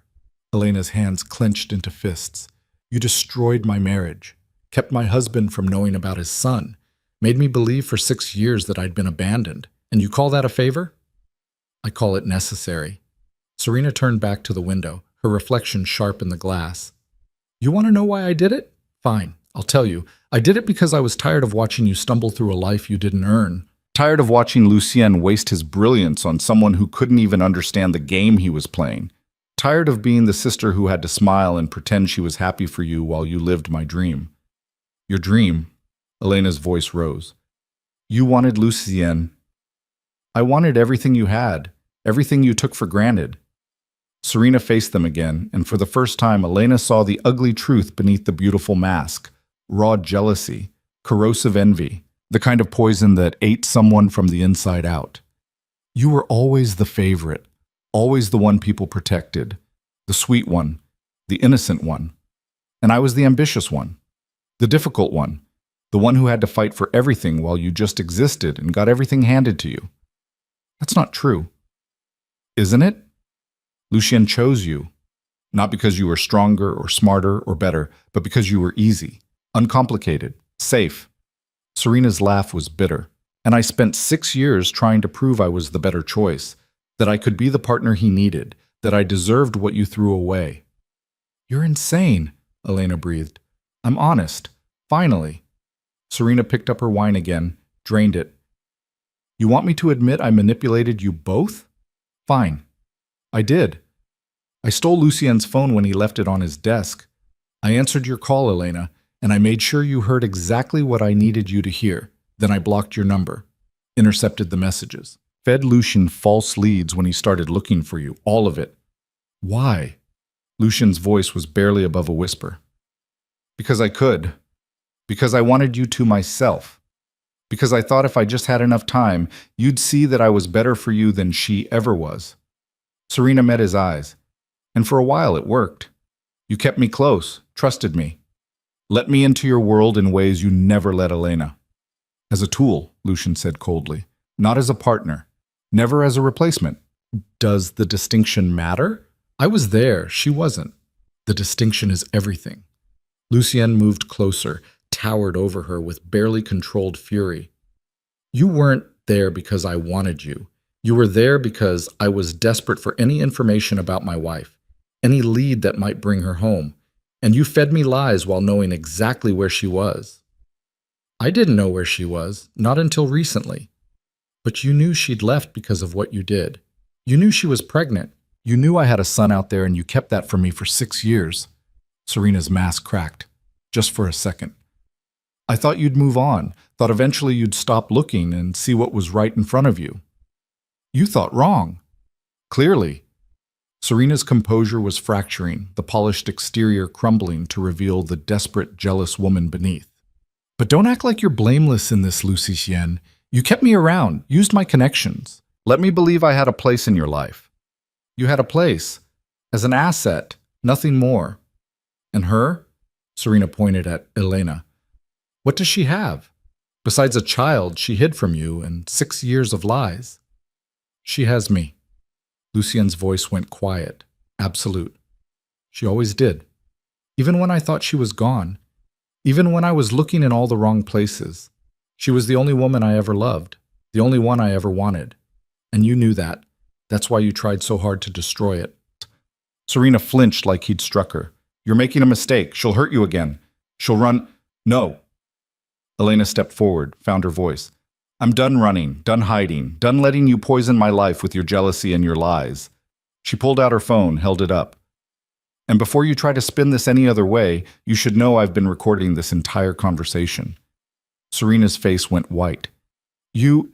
Every word, every admission, all of it. Elena's hands weren't shaking anymore. You wanted to destroy my marriage? Well, you failed.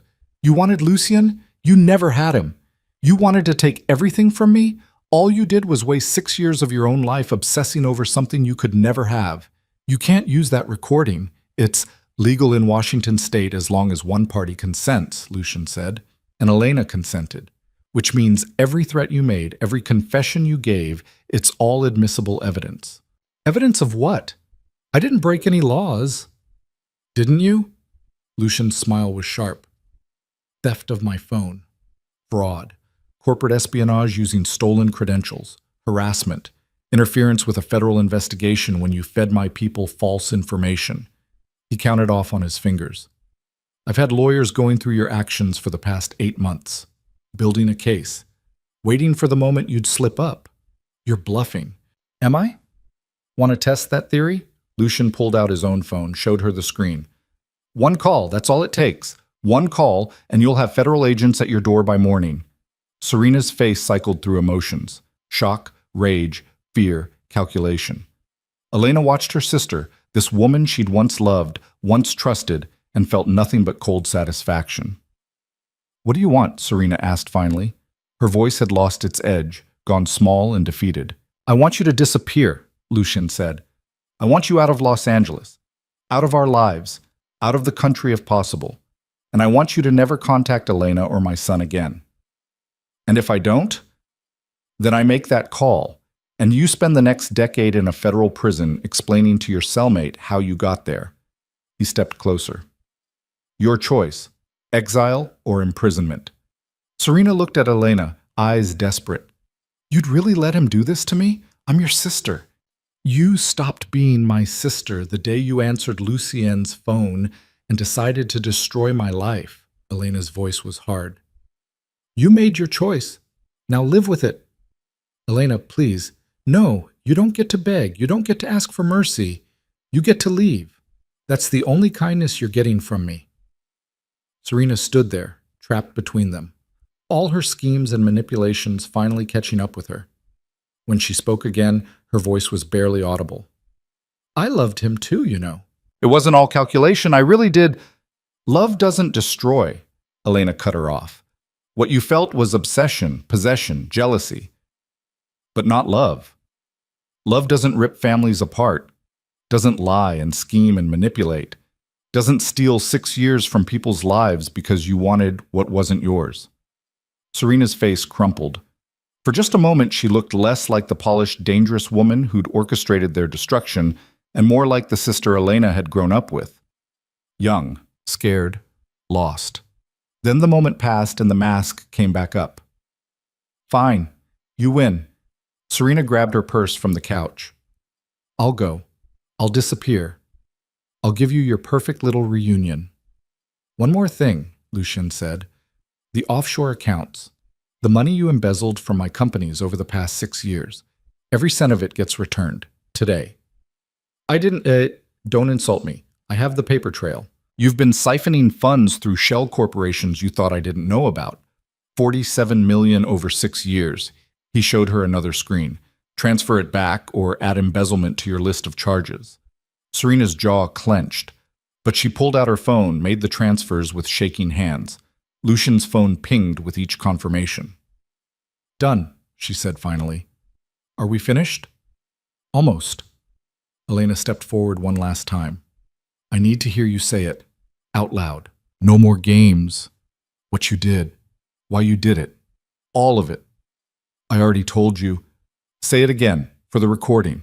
So there's no question, no ambiguity, no room for you to twist this later. Serena's eyes flashed with hatred. But she spoke. I manipulated you both, stole Lucien's phone, blocked your calls, kept you apart because I was jealous and I wanted what you had. I destroyed your marriage and kept Lucian from knowing about his son because I'm a selfish, vindictive person who couldn't stand seeing you happy. And? Elena prompted. And I'm sorry. The words sounded like they were being dragged out of her. I'm sorry for what I did, for the hurt I caused, for the 6 years I stole from you. Elena stopped the recording, saved it, sent it to 3 different email addresses for safekeeping. Now we're done, she said. Serena grabbed her suitcase, apparently she'd already packed, anticipating this outcome, and walked to the elevator. At the doors, she turned back one last time. You think this fixes everything? That you can just pick up where you left off and be happy? No, Elena said honestly. I think we have years of damage to repair, years of trust to rebuild, years of Nico's childhood that Lucien missed and can never get back. But at least now we can try, without you poisoning everything we touch. I hope it's worth it. Serena's voice was bitter. I hope he's everything you remember, because if he's not, if you realize you built him up in your head for 6 years and the reality doesn't match, you'll have no one to blame but yourself. The elevator doors closed on her face. Elena stood there staring at the closed doors and felt something inside her finally release. The fear, the anger, the weight of 6 years of lies. All of it drained away, left her hollow and exhausted and finally free. Lucian's hand found hers. Are you okay? I don't know. She looked at him. Ask me again in a year. Fair enough. He squeezed her hand. Thank you for being brave enough to face her, for recording it all, for... Don't thank me. We both needed this. Elena's legs felt unsteady. Can we go get our son now? I need to see him. Need to make sure he's real and safe and ours. Yeah, let's go get him. They left the Fairmont, left the penthouse where Serena's schemes had finally been laid bare, and drove back to Marcus's house in silence. Elena kept her phone in her hand, the recording saved and sent and backed up 3 times over. Insurance, protection. Proof that this time the truth had won. Marcus opened the door looking relieved. He's fine. Fell asleep watching some dinosaur documentary about an hour ago. They found Nico curled up on the couch, thumb in his mouth, a habit Elena had been trying to break him of, looking impossibly young. Lucien stood over him, just watching, his expression something Elena couldn't quite name. I missed everything, Lucien said quietly. First smile, first word, first steps. All of it. I know, I'm sorry. Don't. He looked at her. We don't apologize for what Serena did. Remember? This one's mine. I chose to hide him, chose to run, chose to believe her lies instead of fighting for the truth. Elena's throat tightened. You deserve to know about him, deserve to be there. And you deserved a husband who protected you better, who saw through Serena's manipulation before she could hurt you. Lucien moved closer, his voice rough. We both failed. Both made choices we can't take back. But we're here now. That has to be enough. Is it? Enough? I don't know yet. He reached out, tucked a strand of hair behind her ear. The gesture was so familiar, so achingly right, that Elena's eyes burned. But I want to find out. Want to see if we can build something from this wreckage, if you're willing to try. Elena looked at Nico, still sleeping peacefully, unaware of the confrontation they'd just survived. Then at Lucien, this man who'd searched for her for 6 years, who'd torn apart his life trying to find her, who was looking at her now like she was the only thing in the world that mattered.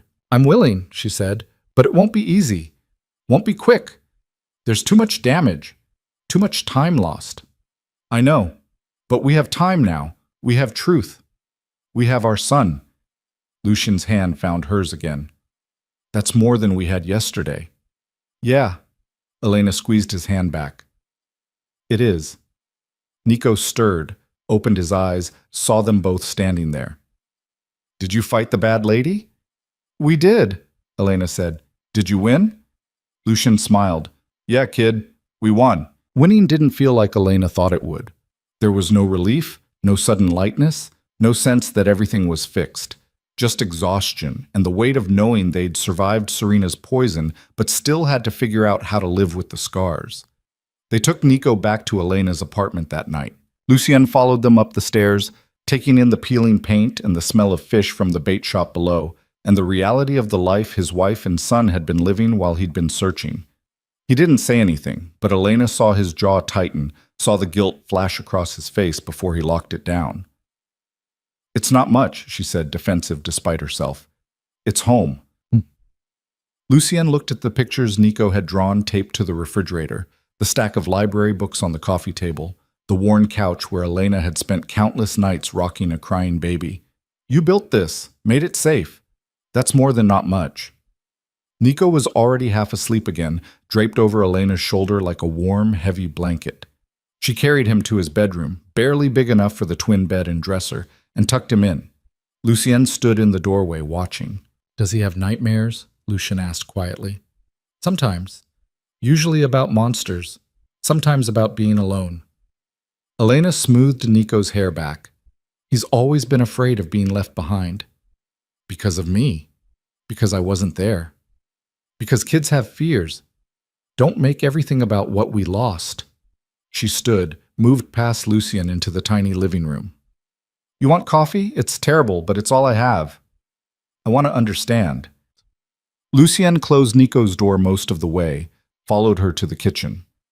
"I want to know what the past 6 years were like for you, for him. I want to fix it?"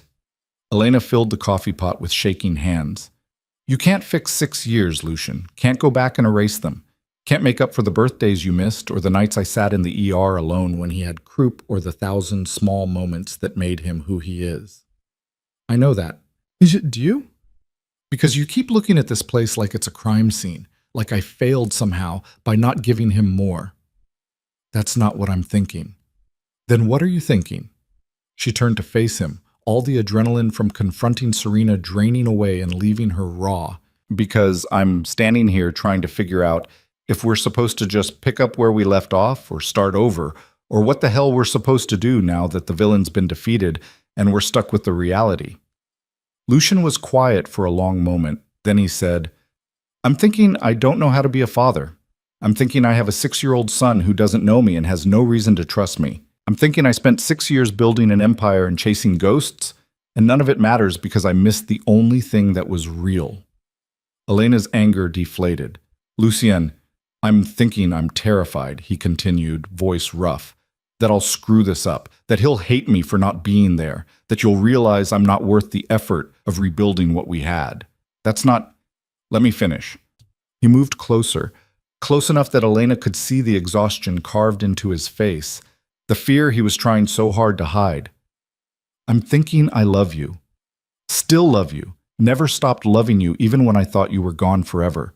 And I'm thinking that's not enough. Love wasn't enough 6 years ago to protect you from Serena. Wasn't enough to make you trust me when everything fell apart. So what makes me think it's enough now?" Elena's throat closed. "I don't know what you want me to say. I want you to tell me the truth. Do you still love me? Or is this just about Nico? About giving him a father?" The question hung between them, brutal and necessary. Elena looked at this man who'd been her husband, her love, her whole world before it all came crashing down. Looked at the years carved into his face and the desperate hope in his eyes and the truth she'd been avoiding since the moment she'd opened that envelope. "I never stopped loving you either," she admitted. "I tried to hate you, tried to convince myself you'd betrayed me and moved on and didn't deserve my grief. But I couldn't. Even when I thought you'd chosen Serena, even when I was building a life without you, you were still there. In every thought, every decision, every moment I looked at Nico and saw your face." Lucien's hands shook. "Then why does this feel so hard?" "Because love isn't magic, doesn't fix damage or erase time or make 6 years of pain disappear." Elena's eyes burned. "Because we're different people now. I'm not the girl who married you. You're not the man who promised me forever. And Nico's the wild card neither of us planned for. So what do? We start slow. We build trust. We let Nico get to know you without pressure. We figure out if the people we are now can make this work." She reached for his hand, laced their fingers together. "And we stop expecting it to be easy." Lucien pulled her close, wrapped his arms around her like she might disappear again if he let go. Elena let herself sink into him, breathed in the scent that was still familiar under the expensive cologne, let herself believe for just a moment that maybe this could work. I have to go back to Los Angeles, Lucienne said into her hair. Have to deal with the fallout from Serena. Make sure she actually leaves. Handle the business she sabotaged. Elena's stomach dropped. When? Tomorrow. But I'll come back. Every weekend. More if I can. He pulled back to look at her. And I want you both to come visit. See the house. Let Nico experience that side of his life. Let you both decide if it's something you want to be part of. Lucienne, I can't just uproot him. I'm not asking you to, not yet.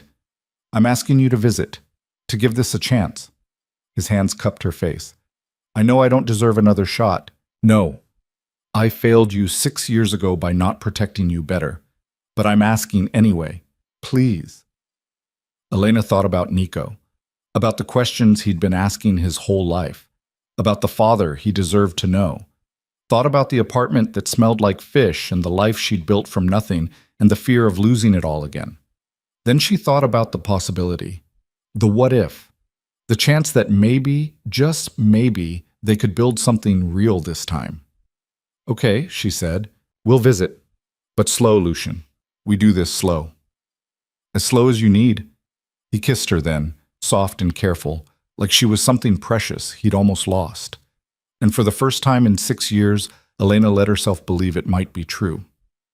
Lucienne left the next morning after a breakfast where Nico peppered him with questions about his cars and his houses and whether he had a pool.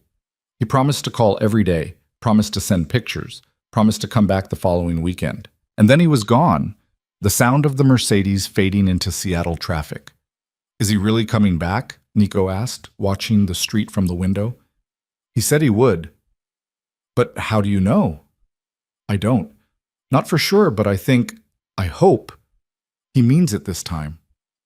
What if he doesn't? Elena pulled Nico close. Then we'll be okay anyway, like we've always been. But Lucian did come back, that weekend, and the next, and the one after that. He showed up every Friday evening, stayed until Sunday night, and slowly, awkwardly, started learning how to be a father. The first few visits were rough. Nico was wary, testing boundaries, asking questions that didn't have easy answers. Why weren't you there when I was born? Do you wish Mom had told you about me? Are you going to leave again? Lucienne answered everything honestly, didn't sugarcoat the pain or the loss or the fact that he'd missed so much he could never get back. I'm sorry, he told Nico during the third visit while they sat in the park watching other kids play. I'm sorry I wasn't there, that you grew up without me, that your mom had to do everything alone. It wasn't your fault, Nico said, repeating what Elena had told him a dozen times. The bad lady lied. Yeah, but I should have figured it out faster. Should have found you sooner. You found us now, that's what Mom says. She says we can't fix the past, but we can do better in the future. Lucian looked at his son, this wise, serious 6-year-old who'd learned too young about betrayal and lies and the complicated nature of family. Your mom's a smart woman. I know, she's the smartest person I know. Nico paused. But you're pretty smart too. Mom said you run a whole bunch of businesses. I do, but that's not the same as being smart about people, about family. Lucian's voice went quiet. I'm still learning that part. That's okay. I'm still learning lots of stuff too, like how to tie my shoes. I keep getting the loops wrong. I could teach you, if you want. Nico considered this. Then he held out his foot. Okay. It was a small thing, tiny, teaching his son to tie his shoes in a park on a Sunday afternoon. But Lucian's hands shook as he demonstrated the loops and bunny ears and the way to pull them tight. And when Nico got it right on the third try, the pride that flooded Lucian's face made Elena's chest ache. These were the moments they'd missed, the small, ordinary ones that made a childhood. And they couldn't get them back, but they could start building new ones. The first time they visited Los Angeles was in October, 2 months after the confrontation with Serena. Lucienne sent a car to pick them up from the airport. Not the Mercedes, but an SUV with enough room for Nico's booster seat and Elena's overnight bag and the stuffed dinosaur Nico refused to travel without. The house was in the hills, sprawling and modern, and so different from the cramped apartment Elena had been living in that she felt like she'd stepped into someone else's life. Nico's eyes went wide when he saw the pool, the game room, the bedroom Lucian had set up for him, complete with more toys than any child could need. "Is this all mine?" Nico asked, spinning in circles. "All yours," Lucian confirmed, "whenever you're here." "Can we live here?" The question caught Elena off guard. She looked at Lucien, saw the hope flash across his face before he controlled it. "That's up to your mom," he said, carefully. Nico turned to Elena. "Can we? Please?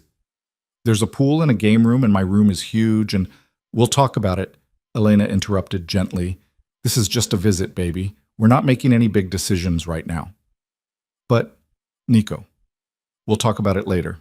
He deflated but nodded. "Okay. Can I go swimming?" "After you unpack." He ran off to explore his new room, leaving Elena and Lucien alone in the hallway. "Sorry," Lucien said. "I should have prepared him better, told him this was just temporary." "It's fine, he's 6. Everything is immediate to him."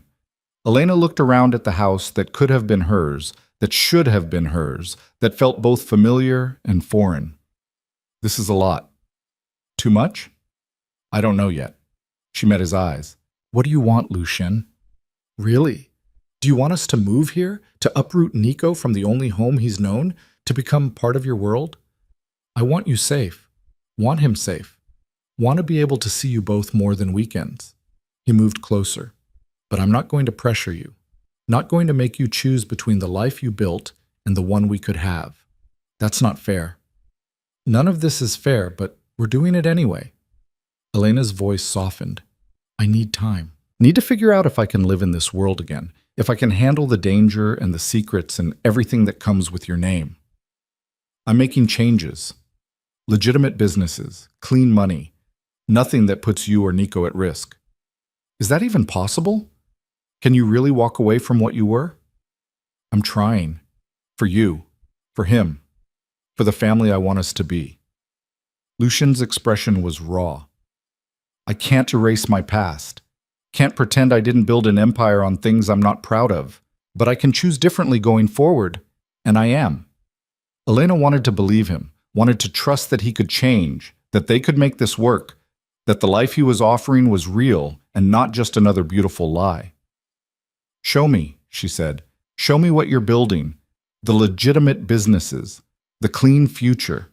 Let me see it before I make any decisions about moving Nico into it."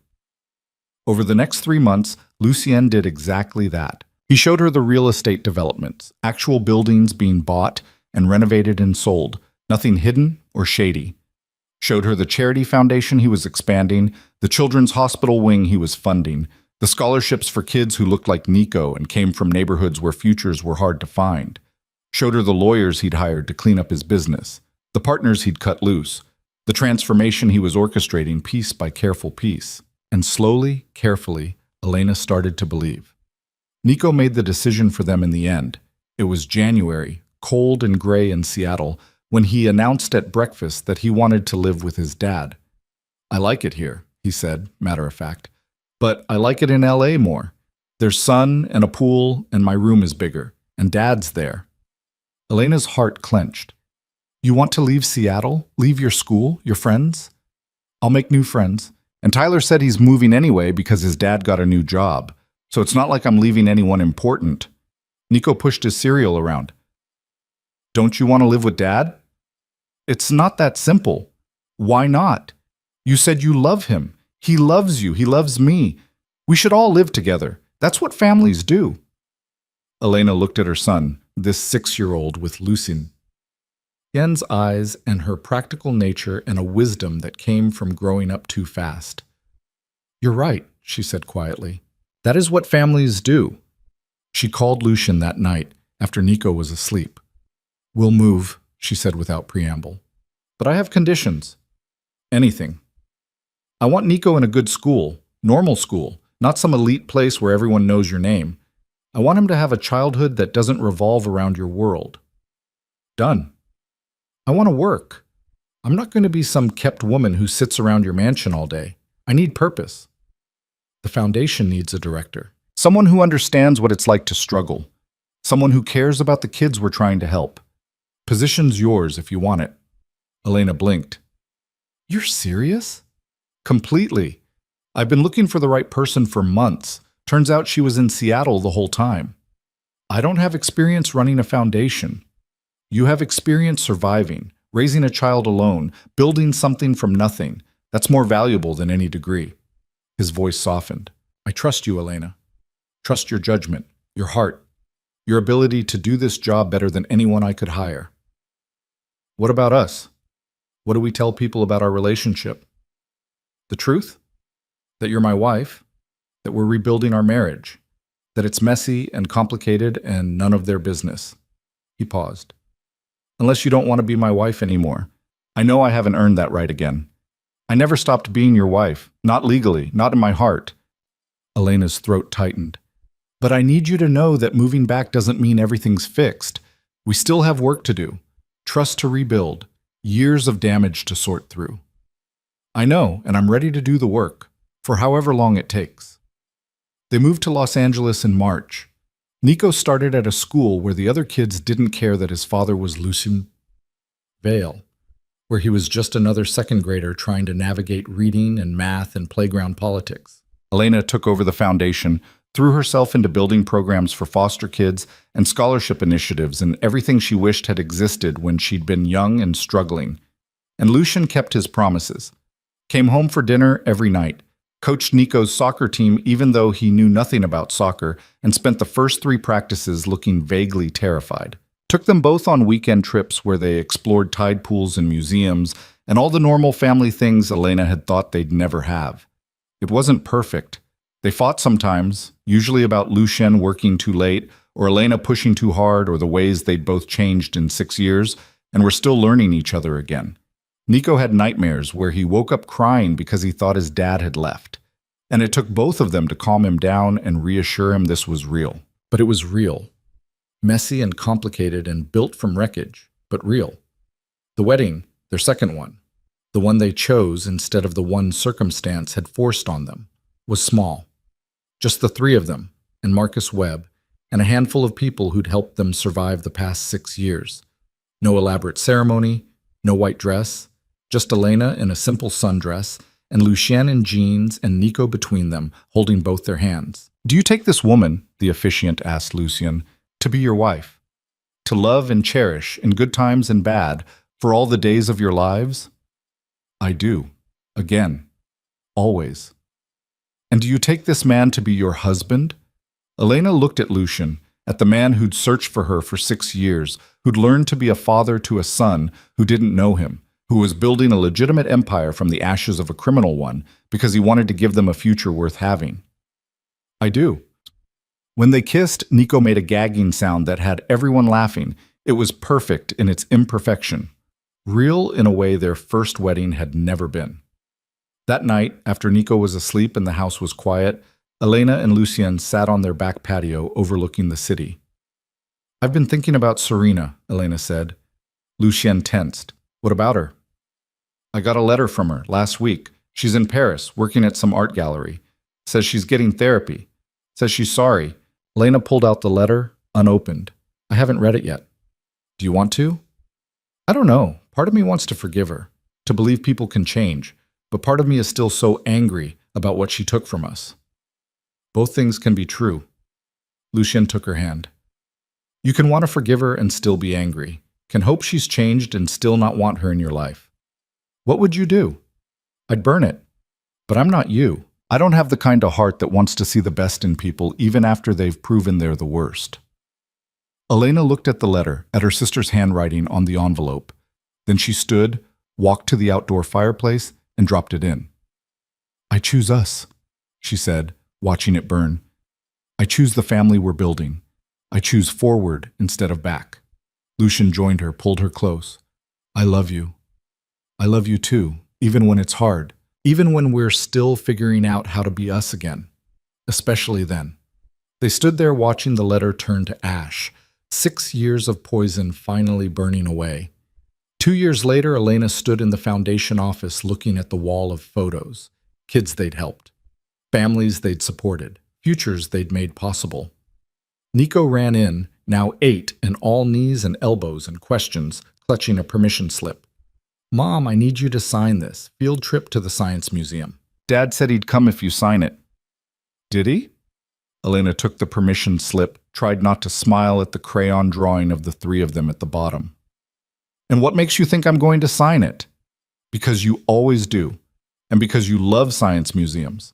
And because if you don't, I'll just forge your signature like Tyler showed me.